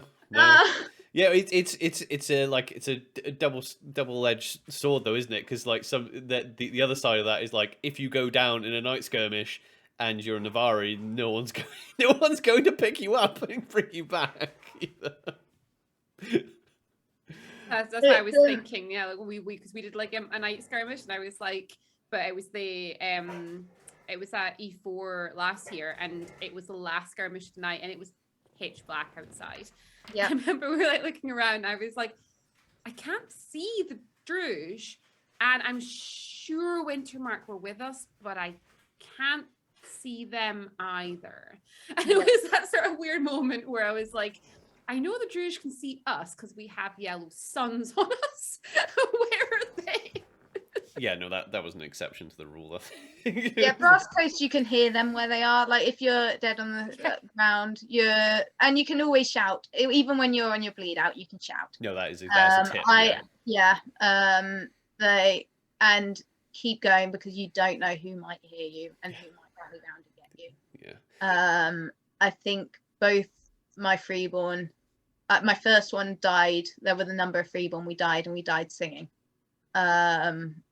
And chanting. No, we were doing with dust with flame with glass. We were chanting with dust with flame with glass as we were bleeding out. And my second one, she was a coward really at heart. She was begging as she went down and bled out. And then I got chucked through the gates terminal as her. Both of them, I've been lucky enough to go through the gate terminal. If you can do it, dying is the most fun ever. Yeah, it's good because you, like you said, you managed to like finish their arcs as well. I'm definitely like we've still got a lot of unfinished business. The both of us, Robin and I, like our characters, Aranel and Godric.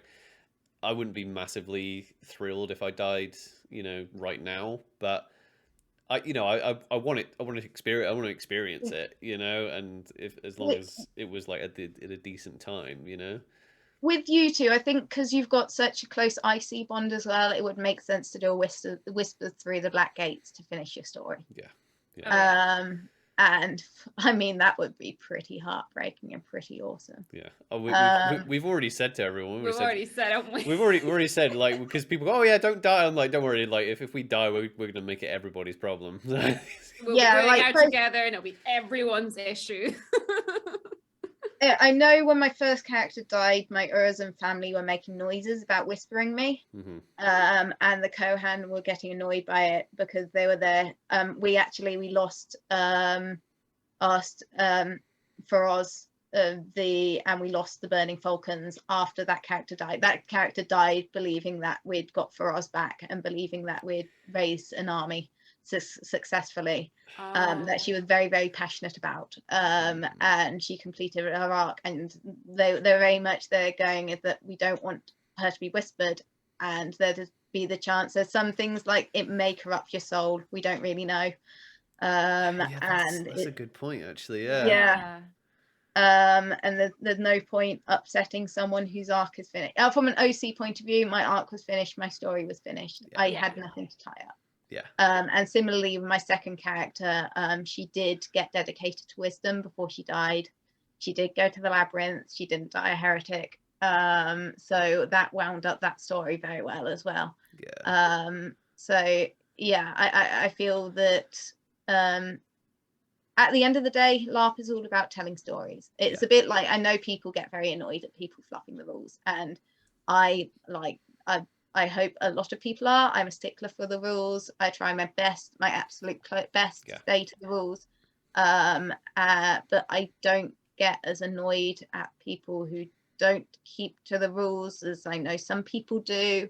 Mainly because I'm like obviously quite pacifistic. I don't like anger, and I think we've got too much horrid stuff in the world as it is. It's that if they mentally don't want their story to go that way, at the end of the day, it's not my story. I'm not involved in it. If they don't take their hits, then they're losing out on dying, because some of the best role play I've had is dying. So they're the only person they're screwing over themselves. Yeah, I mean that is an interesting one, isn't it? Because I mean, you like I'm just like literally thinking about it there. I can see a way where it's done, where it's literally kind of, it's not harming anyone else's game. So say if you're like, okay, no, like I want this story arc for my character. I'm not going to take that one hit from this barbarian, and then I'm going to get back through the gate.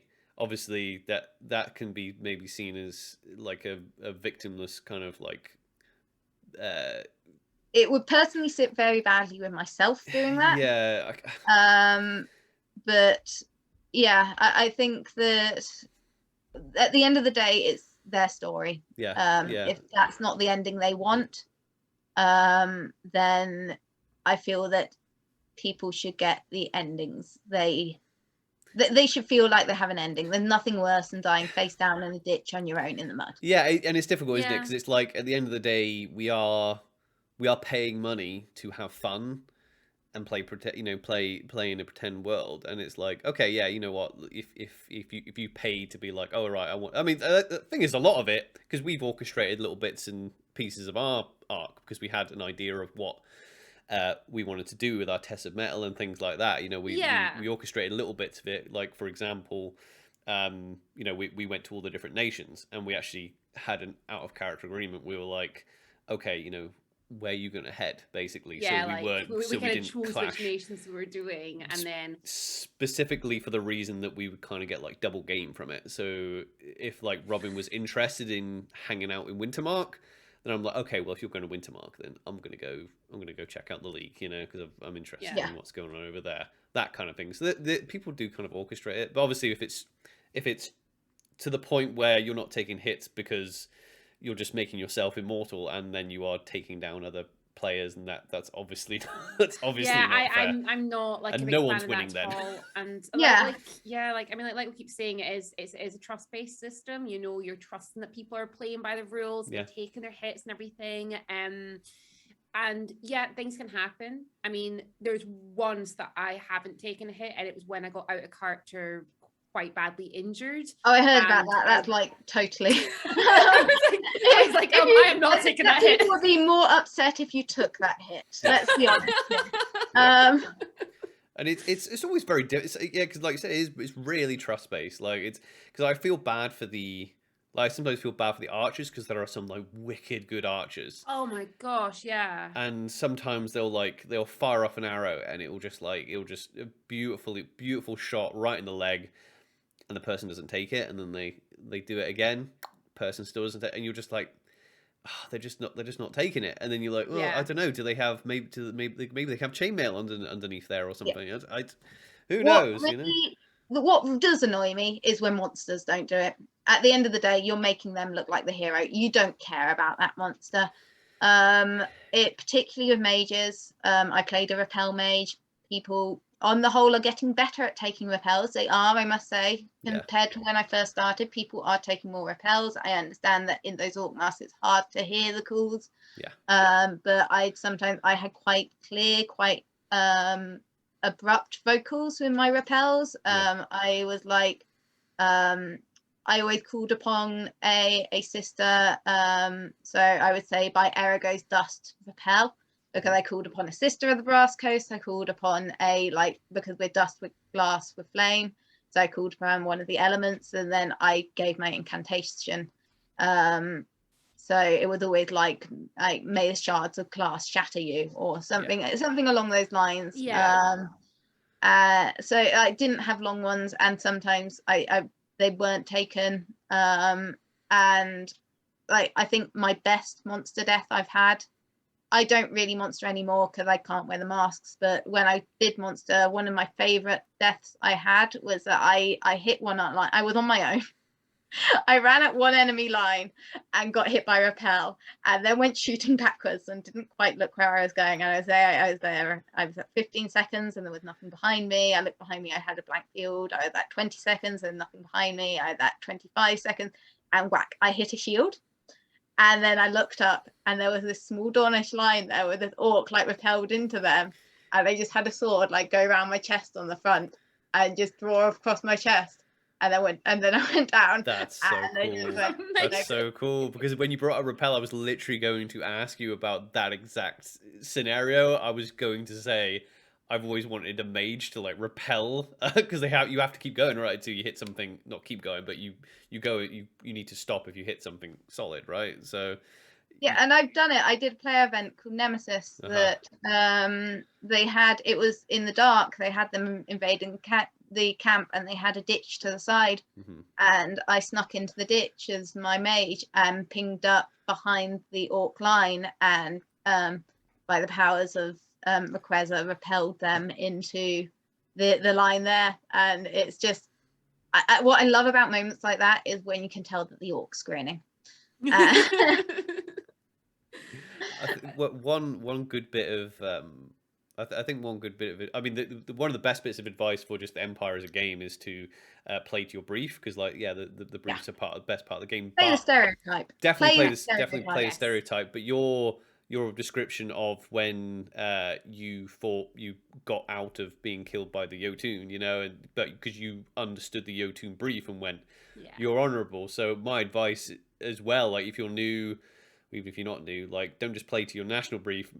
Make sure you play to your monster brief, because that makes it way more fun than just being like, oh yeah, we're just like, we're just fodder and we're just going to hit the good guys. It makes it way better for the Imperials and for you if you're like, right, we're Jotun, so that gives you something to think about when you're in there. So like when we've been playing Yugara, and we're kind of, that's quite cool actually. I don't think people take advantage enough of that, because you're Yugara, you're not technically Jotun, so you kind of be like, oh, I kind of, because the Jotun are awesome, and I kind of believe in that kind of honorable thing. And like, if I'm going to fight someone, and the Jotun are telling me don't fight someone if they're not worthy, and you can kind of like make up your mind with that. But it's way better for you as a monster and for the heroes of the Empire if you're like having to think about that, because it gives them a different interaction rather than just like, oh, I've just got to hit you until you go down, so usually like this interaction I ended on a bit of a sour note that I turned, is that the fact that once I got through all of this and I got back and I was down on my 2 hits, before I insisted to get healed up, I looked down and noticed I still had my short sword on my hip, which is my gladius that I love to pieces. It's my first commissioned weapon. And I looked at it, and my character there going, I can't get healed up because I'm not uphold my side of the bargain, and being a freeborn, we're very contract based. And I went up to the Jotun on the enemy line, and I explained the thing as they're going, I agreed to our honor that we'd do this. I'll hand this over to you, please take it back to God. But I'm going to kneel down, and I handed it to this player and knelt down and dipped my head and gave it to them, and I got hit on the back and I got dropped. And then the line got going in, and the freeborn like sending cursing on this youth had to have no honor, and that character from that point believed that the Jotun had no honor. That's amazing, because then that's going to influence then when you're out in the battle again and you're fighting Jotun again, and then like how you're seeing them compared to how you saw them before. That's pretty incredible. I'm glad that weapon was then lost, and there was lockdown happened, and I think God have never seen such an ecstatic person after lockdown to get reunited with their sword. I was dancing around God, hugging my gladius. Can I just say, by the way, like the amount of stuff that you obviously it just inevitably gets lost. I've lost so much stuff. Robin has throwing weapons. The amount I of literally stuff throw my weapons away. you literally throw your weapons away.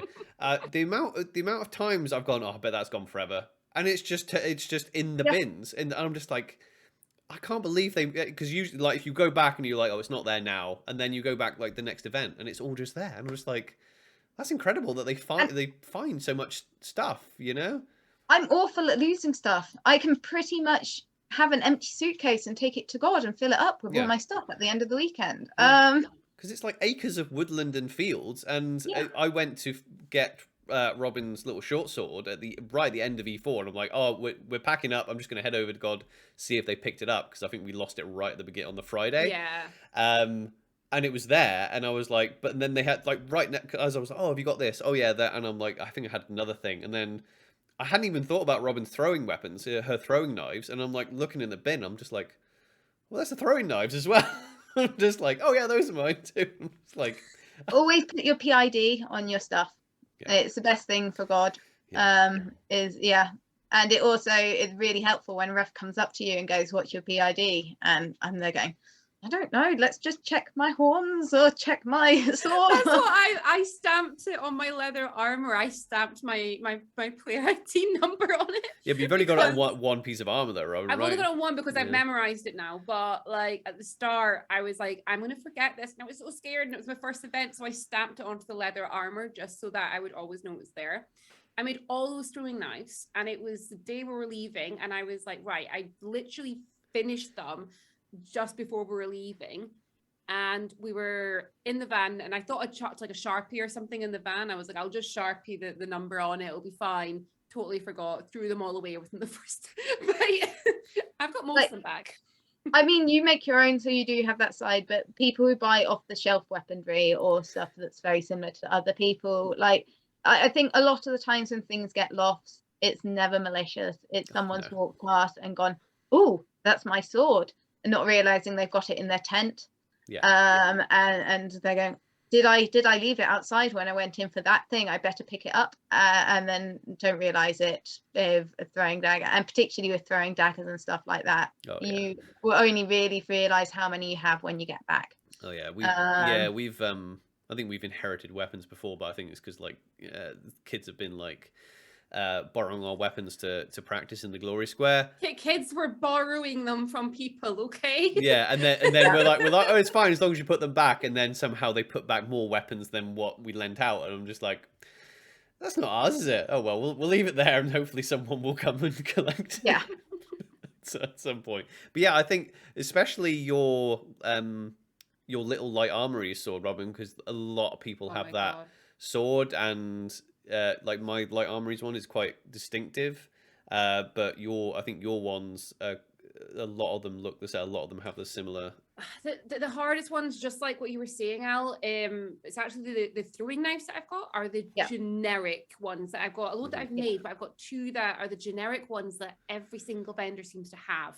A set of these ones. They're like the light grey ones with the blue detailing on the front, and I thought, everyone's going to have those. I need to do something to differentiate those from everyone else's. So I think player ID is the easiest way. PID is the easiest way. Playing a freeborn was great because we could just tie ribbons to everything. Tie ribbons, ribbons and bells. And everything. What was your? All right, so this is what before because we're almost over time now. But I wanted to ask you because you mentioned before about your stage fighting thing.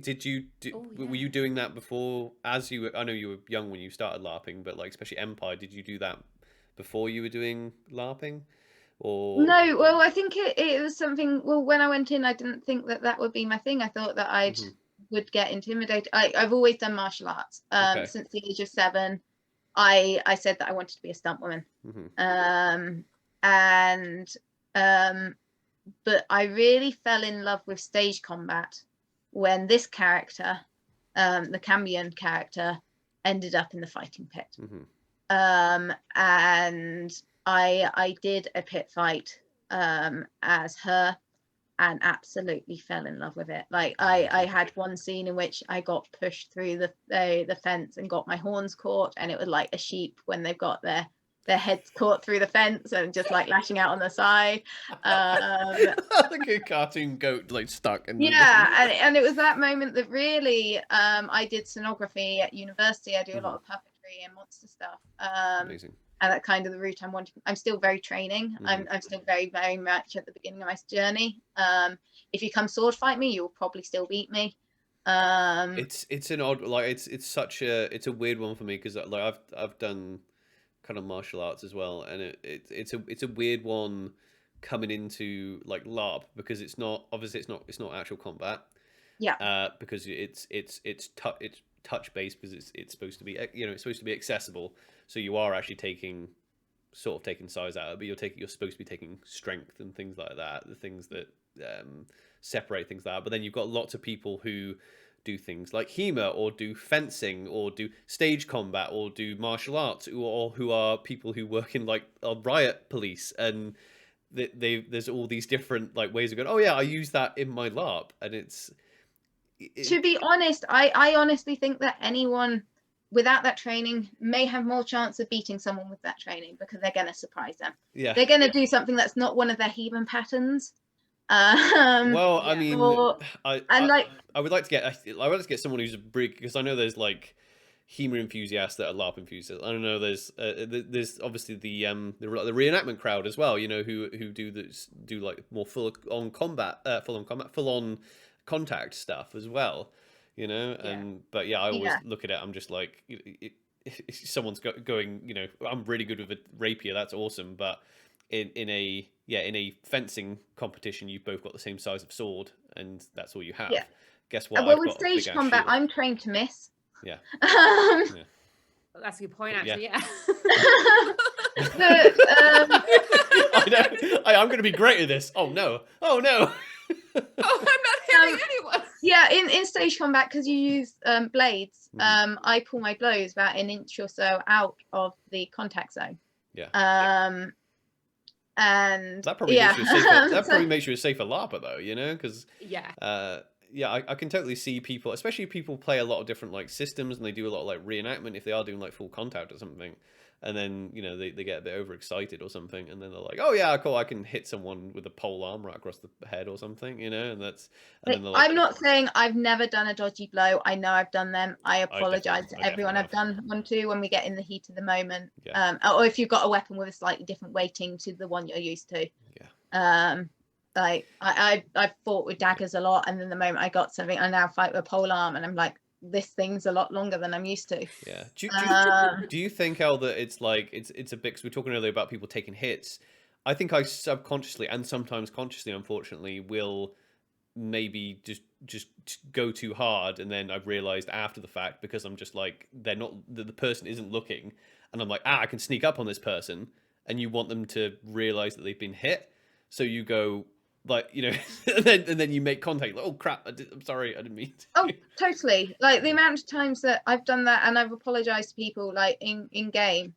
But I think that it's, I actively make an effort to pull my blows, like all of us should do. But there's gonna be those hits, and I feel that it's the people who worry about those hits that they make are the people who don't need to worry about it, if it makes sense. Like everyone's going to do an unsafe hit, but they're not going to then pummel that person into the ground as you experienced. Well, I know that was like that experience was just like, because people go, oh yeah, you know, sometimes, you know, people, and I'm like, no, like being hit like repeatedly and being, you know, like bloodied in 3 different parts of your body is not just a, oh crap, because like you said, we've all done it. I've done it multiple times just in this first year of LARP, where you're being over dramatic. You're like, and you're like, oh, sorry, that was. You just stop and you just say, oh, I'm sorry. Whoops. Are you okay? You do a quick out of character check, and it's not that difficult, is it? Yeah. You know? Every time that I have done it, everybody's just had a bit of a laugh. Like I've done it a couple of times where I've just been like, oh, I'm so sorry. Are you okay? And they've always just kind of laughed it off, and we've got back together, and then been like, okay, back to it. I think the blow I personally feel most guilty about wasn't actually a unpulled blow. It was a dodgy blow, I'll give it that. It was at a LARP event, but I was fighting someone in Legio, which is my favorite thing ever. I love Legio. I play a gladiatrix crew character and love her to pieces. But I was playing a enemy at the time, fighting the Romans, and I think I had a sword. I can't remember what I was fighting with, but it was an archer that I snuck up on and managed to get, and it just caught his hand, and he had an injury on his finger that he said it's his fault, and he should have taped up that finger beforehand, and so, but it just bounced off the hand and took the nail off, and I have never felt, I still feel awful over it. Because I'm squeamish around nails. I hate anything like broken nails or anything like that, and it's just that latex just bouncing off the hand. So there's going to be injuries, there's going to be stuff like that, but as long as you're actively not being a dick, it's all gonna be fine, because that's because the flip side is that there's very few people that are like non-combat that I've spoken to anyway that just go, oh, I just hate combat. Usually it's like, oh, I'm non-combat because I have a condition, or or for some reason they've had an illness, and or their game is just so busy that they don't have time to go out onto the field. There's very few people that just absolutely dislike it and never want to do it. It is fun. It's really, really fun, and in general it's very safe. But yeah, usually you tell the stories of these things happening because they are a rarity, yeah, totally. And like 99 out of 100 hits you take will be safe. On it is that I feel that I'm slowly going to have to start changing it, but since beginning in LARP, when people ask, I've had people ask, oh, how do you fight and stuff like that, and you're going to have people who say that they're the best fighter and stuff like that. I've never said I'm the best fighter. I'm not a good fighter. I'm a cocky fighter. And as long as you fake cockiness, it's amazing what you can get away with. Oh yeah. Oh yeah, no, I've managed. I mean, the thing is, I'm average size. I'm 5'10", 5'11" on a good day. But yeah, I've like said the right things to make an entire Druge line take a back step on my own, and it's just like it's literally just confidence. Like honestly, it's like I'm of no actual threat to you. So. Yeah, and OC, I'm absolutely terrified. Yeah. But, I think that's one thing I'm really, really loving about the character I'm playing at the moment is she's a Bravo. And it's like you say that it's play the stereotype of the brief. I'm trying to play the stereotype of a Bravo. She's loud, she's gauche, and I think one of my favorite compliments I had was that we were bridge dueling, and it was someone doing HEMA, and I was taking a dual weapon system, and I took a very high guard to start off with. And I think his words is that your fighting's good, but it's very showy. It's more theatrical rather than if you have things here, it'd be a lot more efficient. I think I turned around to him and I was like, in character, but I'm trying to put on a show, darling. That's the way to be, I mean, so like the way I fight is very much the way I probably would in a real altercation face someone of. So sometimes you can see people go, oh yeah, I've got this form, I've got this rapier, and I'm just like, look, I've got a big ass shield, I'm just gonna walk straight towards you, and that's literally how I fight in LARP. I'm just like, I'm just gonna go forward. It doesn't matter how good your form is. I'm just walking towards you, and that's kind of, you're the same though, right? You just tend to stand behind the shield lines, just doing that, and that's another reason I like fighting in Dawn, because that's what we do, just walk forward. Well, yeah, I like I'm a dual wielder, and I still like the It tends to throw a lot of people when they're not used to fighting a lot of people who have got dual swords, and there's always that slight moment of hesitation, and that's usually the opportunity to just go for it. I'm a lefty. The amount of times that being a left-handed person, you just surprise people and they're not used to doing it. Oh yeah. Or taking a grit they're not used to. Like when I fight shield and shield, I fight like the Celts do. I had my shield out and I had my sword underneath. Yeah. And then I'd spin it out and over. I do a lot of feints. But I think dual wielding is so hard to like, as unless you've got a mind that's used to doing things with both hands. Yeah. I've just done my advanced case of rapier BADC qualification for stage combat, which is so it's dual wielding rapiers, and it was so hard. Yeah. Like because you had 2 rapiers going at the same time, and you were blocking and striking and having to remember this choreography and recovering things. And yeah, to keep that going is exhausting. But it's also terrifying, like having someone coming at you with a case of rapiers. You've got to take advantage of the fact that it's difficult, but they don't know it's difficult for me. That's the thing. If you just go right, okay, I'm cut, and that's Robin and I, like Aranel and Godric. Our we don't have form, but we just run at people, and by the time they've figured out, oh, this person doesn't know how. I wonder if this person knows how to use this. But oh my god, it's all in my face, you know. And that's I try to get as close to people as I possibly can, and I mean like outside of LARP, because I went for dual weapons because the only thing that I've ever done outside of LARP is tactical Kali, so with the 2 bamboo sticks. So I was then you've got that slight mental thing, and it's just that mental block that people get through that they really struggle with doing 2 things. Exactly. And then it's the hard thing with the shield for me doing martial arts is that it, like, obviously if I was doing buckler stuff and we were doing like maybe something like HEMA or something like that, then I'm used to my left hand being my gauge and my jab hand, you know. But you like in LARP, there's no in this LARP there's no shield bashing or anything, so I sometimes go right.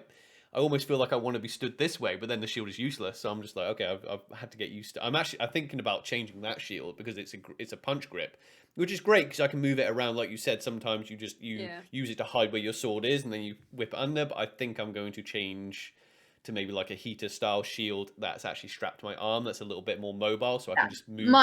Mine's a homemade heater style that I can strap to my arm, and it's circular. Because that's great, that thing, but it's so big, and I used it because I wanted to be close to cheating as possible with the size, because I thought, oh, that's because I don't know, I'm competitive. But now I'm like, really, I mean, in Wintermark that would be great because I can just stand in a line. But for the way I'm fighting currently, and I kind of do want to take a bit more, and I tend to kind of jump out of line. I have a bad habit of that, and I'm not really stood there like shield wall type thing. I'm doing a lot of moving. I'm doing a lot of running. Sometimes the smaller the shield, the more deadly it is because you've got that maneuverability and that visibility. In a way, I was talking with my brother the other day, is that if you can use it well, buckler's a cheat code. Because if you've got it all the way punched out, you've got that triangle of guard and you've got everything guarded. But you've got full visibility. Well, that's what the orc shields. That's what they do. The Ironside shields. Because we were talking to Kelly about this, and I had a conversation with them in character as well about their shield technique. Then she was explaining it to us like they have it so it kind of sits on their arm like this, and then obviously like when they're defending, obviously they can do this, but to keep distance, they'll just put it out in front, so they've literally got full vision, you know, of the enemy, you know, and you've got something very long that keeps them away, you know. And like you were saying that you're wanting to barge with your shield, which obviously for safety reasons isn't allowed. I do a lot of my background is hand. I do judo and I do taekwondo, and I love fighting with dual daggers, because I can almost do that. Is that where I'd automatically guard with my fist, I'm guarding with my dagger. And one of my favorite things to fight, I've got an excellent photo of me fighting a really tall Urazini friend of mine with a pole arm, and I've got we were saying spear against spear because my character, she had a Drush spear stabbed into her chest and split off in character and then removed, and I commissioned that spearhead wrapped up in fabric as her dagger. So she fought with a spear that was just a spearhead, and then I had another dagger. And my favorite thing against pole arms was to block and then run up the shaft and then attack once you're in close with them. Yeah. That's the thing with I love fighting against polearms. Yeah, but you And do. this guy was huge. He's like 6 foot something, and there's a brilliant photo in which I look like a small child. It was like David and Goliath with me running up this spear shaft with 2 daggers. Yeah. And I also I knew him really well, so I was doing judo rolls over. I was break falling over the spear as he was swinging it around. We went, let's do 3/4 speed so we can be showy with it. Yeah. And I think because we were different nations, I had someone there kind of do a bit of man explaining to me of the, oh yeah, that's really cool, but you shouldn't do that unless you know the person. And I went, I know him. It's fine, don't worry, it's all chill. I wouldn't just do this against someone I didn't know and didn't trust very well to just like flip over the top of the spear coming towards me. Yeah, and that's the thing. Sometimes people can, if it's HEMA or whether it's reenactment or whatever is martial arts, you're playing a game where there's fantasy elements to it. So it's all very well like going, oh yeah, this weapon's better than this weapon, and this stance is better than this stance. But we're living in a world where it's like, basically, I'm confident I could probably beat, in a fight, maybe someone with a polearm and a shield and a sword, because as soon as you close that distance, and maybe they would have to be very, very strong to knock me down. But guess what? Strike down's a thing in this world. It's like so that takes away a lot of my advantage. It's just like strike down. Okay. For me in Empire, it doesn't matter how good you are at fighting hard skill, how many hit points you have, it all helps. Yeah. Obviously, if you're a year 1 character, year 1 event 1 character, you're gonna have all that XP and you're gonna have all that experience. But the most dangerous and deadly thing to have on your side is a healer. Yeah. Like a healer or an ally that will come in and get you out. Well, well, Robin and I have got a good system going, because you have get it together and stay with me, Robin, right? So because you're always over, and even if it's not me, you're usually behind someone with a shield, so they get you in close enough so you can attack, but also when they get hit, you're like there to be like bing. I can keep. Yeah, I have lots of shields and I can keep them going, and then I get nice and close to the enemy, and then I can get under the shields or through them to attack. But that sort of get it together, and that's the best thing ever. If you think about it, if you've got 5 people fighting and all of them have 8 hits each, so that's 40 hits between them, and there's no healing, so that's 40 hits you've got. But if you've got 4 people fighting with 8 hits each, and then you've got a healer in the background, then when one person goes down, that person can heal them back, and those 3 people can defend the healer and then get them back up again. So that's you're going to have probably like 3 times as many hits by having 1 less fighter. And that knowledge really is like knowledge actually is power, really, isn't it? Like because in that were you on the Sunday battle at E4 with the league, or did you? Yes, I was. Yeah, so you experienced that then. There were times where it was. There were times where it was like there's a single line of Druge. They are a single line of Druge. There is no one behind them, and we're like stalling, and they're stopping us. And I'm like, look behind you. We not only do we have legions of our own allies, there is a group of about 20 healers behind us. Like we can just all walk towards these Druge, and they can't do anything about us. But somehow, mentally, we couldn't get past them. We're like, they don't have any allies behind them. Yeah. But we were having a brilliant time in the woods on that battle. I feel so sorry for you. We had all these shambling mounds with our polearms. It was like did you, barrel. Yeah, were you part of the group that came in sort of midway? Was it midway through? It was over midway through, I think, when we were. I think they tried to get. We came out of the woods. Yeah, so I remember us. It was like us and like our Lance and Urizen.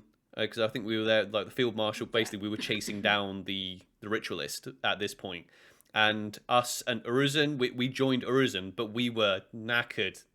We had charged so much at that point, and it was just. And then Urizen just looked, because they were fighting so well, We saw them several times. We caught up with them as we were pursuing the ritualist, and they were tired, and we just stalled. And then the league just came. The league just appeared, and we just all parted, and the league looked fresh, so fresh. They were all like, "Yay!" We were like cheering and being like, what is that? It's the league. Fresh soldiers. Fresh. Yep. That moment was so great to be part of the league and get cheered in, because we were cheering you in. Yeah. We were also knackered at that point, but hearing you guys cheering, and we were like going, we can't show we're tired. Oh no, they expect us to do something. Uh-oh. Not only that, it's also with a league. So we're all about the theatre and prowess of it. So what a horrible play would this be if you have Dawn cheering in the Majestic League and the guy going, "Now we're too knackered, mate. We can't do this. We're tired of you lot." We were hoping you were going to charge again, actually. Yeah, I mean, it's a far better story and a far better play if it's like, Dawn there after a long, hard fight was so tired that they were going to crumble, and then the League came out fresh-faced. Like... It was a cool moment, and I don't know whether it was just like in my head, mate, but my memory is that just the you guys just looked so fresh, and it was just, we were like, just all of us were just gasping, being like the sweat, everything was gone. Yeah, and the poor I can't remember the Urizeni unit, and they were like really badass, but they were just like fighting non-stop at a high pace, and we were all just stalled, and then the league show up. I can't wait till next year. Hopefully we'll be. But then we owed you. Part of that reason was that we owed Dawn and we owed Navarre from the event before. Mm-hmm. We were in the death pile through the gate in the crush, where we had yes. Yeah, we had we were part of that came back to get you. That was my first battle of this character, and I was there bleeding out on top of my father, in the death pile, and we had a really we were there on tears on top of each other, going, we were so invested in these characters, and he had Relentless, but I wasn't. I had the labyrinth is closing in on me. I can see it. I don't want to die like this. He'd literally adopted me the night before, and my adoptive father. And then we had the gates parted as there was the rappel, and Navarre and Dor came streaming through the flying Druge, and in our head, like you say, it's a cinematographic. In our heads, those Druge, they weren't just repelled and ran backwards, they were flying everywhere into the sky. From the other side of that, I remember not all the details, but all I remember is, yes, we've got to get through here, and then somebody had mentioned, oh no, there's a death pile, there's a load of people, they're all trapped, they're dying, and then somehow every single person without any words just went, right, get through. Off we go. I think we fielded 18, and I think 12 or 13 of us were down in that pile. It was most of the league. Oh, that's rough. I think our battle general on that event was Gabriel, and I think he looked around and counted there were 8 leaguers out of that death pile. Yeah. In fact, that was, I think that battle was the one that made me really miss Navarre at E4, even though we're technically fighting against them. But you know what I mean? I was like, damn, because Navarre fought amazingly at E3, and I was like, I want to be. It's so good. The momentum carried on to the battle the next day because we got a little too excited. Next day. Yeah, we got well too excited. Yeah, I think because Navarre's so larger number than Wintermark, it makes them easy targets. There's so much dirt thrown about Navarre and Dawn, and after that, it was so funny because no one in the league could say a bad word against Navarre.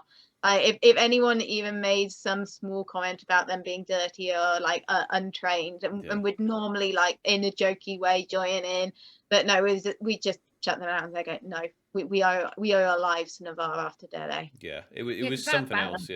Yeah, that battle, Dawn and Navarre, we pretty much were together almost the whole time, which was quite surreal, because before it was always we're all separated out, but it was Navarre would usually piss off somewhere, when it got hairy, they'd be like, right, bye, and they'd usually run off into the trees, but no, I take everything back I said before. Well, somehow at E3 there seemed to be 1 million of them on the battlefield. I was like, you'd be like, turn around, you're like, look how many Navari are there? I think they're like rabbits. I think they just pop out after the Just round. pop out. So they had a really good spring, okay? I swear, like on the field, like when you were there in the woods, they're going, okay, there's a lot of Navari here, but there's like not that many. There's maybe 30. And then you go out into the battlefield and there's like 1,000 of them just running everywhere. Yeah, the best, my favorite scenario is always when Dawn is out on the open and Navarre's in the woods, and we move up the field that way. That's always the most epic thing ever. Like if we're moving up the field and we're sweeping everything, and then you just see panic druids like coming out the trees, is like you just see Navari silhouettes like jumping in and out, and as we get to the end of the field, they're all just flushed out into that little breach. Honestly, I always think of them as that scene in Lord of the Rings where they come out and they just completely in the background engulf the whole that in my head is Navarre now, because it is true. They just they go into the woods and just somehow they just clear it all, and they don't seem to slow down. I think it's because there is so much shade thrown around, IC and OC, about battlefields. The same with nations, and it's my similar opinion with it all. At the end of the day, we're not trained soldiers. We haven't trained our whole lives to fight in this battlefield. The people leading it have probably as much experience as we do. At the end, we're just nerds running around in the field. Because it's role play. Exactly. But that's what makes it amazing, though, because you're more likely to accept, like, so say if you're like, oh yeah, you know, if you have disagreements with like Barushka or something, they're like, oh yeah, we don't like Dawn. I don't know why I'm picking on Barushka, but like, and then you're out on the battlefield like E4 or something, and then you know the entire Barushkan nation is the size of one Dornish lance, and they're like, and then they look to a Dornish leader to be like, hey, we want to follow you because you know what you're doing, you know. And there's that people are more willing to be like, oh no, because this is cool role play, to be like, oh no, we're going to trust you because you're good at this, right? And we'll rely on you at this. We'd make fun of you for everything else, but you're good at this thing, you know. Yeah. And at the end of the day, if that person fails, don't be too hard on that person. If that person succeeds, throw them a freaking party. An actual parade, 10 thrones at a bar to write a story about them. Build that person up, because that's like the story they're wanting to tell. And it's like these stories in reality. If you videoed it, it's why LARP doesn't video it. If you videoed it, like if you videoed when I went down behind the enemy line, or that, it was probably nothing like I remember it being. It's actual magic though, isn't it? Like it's actual. It's actual. It's one of the, because I run bottles of water as a Druge slave, or I run messages. I quite often run the messages for Andy when he's leading the enemy lines. And I love it because it's my own movie. It's my own 4D movie I can run around in, and I can be in the battles of Minas Tirith and all those like amazing battles of the 5 armies. I'm in it, and I'm just running around and delivering messages. It's so good. Yeah, exactly. It really I totally agree with you there. Actually, like the first my first experience monstering, I did that. I was the runner, and it was so surreal, like running around and running past everybody fighting and getting to see all this cool stuff happening around you and just dodging arrows. And then you make the horrible decisions, like because that was my first that was my first event. I wasn't freeborn, and they had a huge massacre in which a load of Jotun were hiding in the woods and came out and cut them off and killed them all. And it was really, really horrible. I was the messenger runner who delivered that message and killed my old nation, and I felt so bad over it.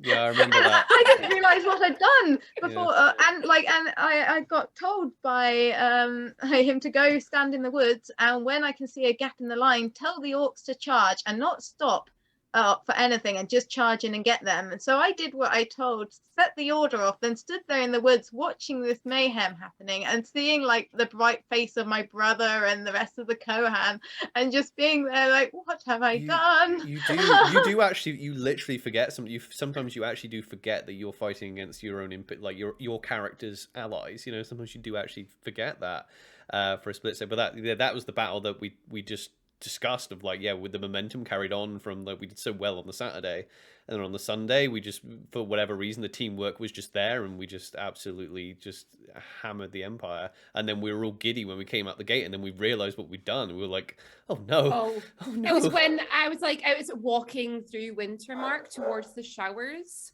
and I was like walking through there, and I'm just, the whole tone around me, and I was like, I was bad. This is not good. I cannot show my face in Wintermark for a while. Yeah, I can't wait till next year. Right, we've gone well over 2 hours. Oh my gosh. Yeah, Elle, it's been amazing having you. It's always a good sign when you go over time and you don't want it to end. Hopefully you'll come back on again, and we can carry on. Yeah, no, it's been great talking, and hopefully I can come and like interact with you longer than just like the, hey, this is my Dornish friends. Yeah, no. Well, I would like you to speak to all my swords. Yeah. Yeah, I Speak to us mean, all. I charge a pretty penny, but Yeah, we'll have to figure out a way we can interact in character, but out of character, you're always, you can head over to Dawn and come and get you usually find me at Senate Dance Motions. My group runs it, and I've always done it before. Like, Senate Dance Motions is the most hilarious thing ever, because it's a load of LARPs LARPers being told how to dance in this tiny room, and everyone treads on their feet, and everyone's trying to play characters who are like have this huge dancing ego and trying to like be peacocks. Yeah, and wearing kit. That's amazing. Wearing bits of clothing they're not used to wearing at all as well. The amount of like cambion horns and antlers getting caught on each other as they go around the place. That sounds amazing. We'll have to come back and we'll have to come over and find you. Right, we'll say goodbye to the podcast, everyone. Bye, guys. Bye. If you enjoyed this show, consider liking, subscribing, following so you know when a new episode is posted. You can go and check out our other episodes. In the meantime, we love you and stay safe.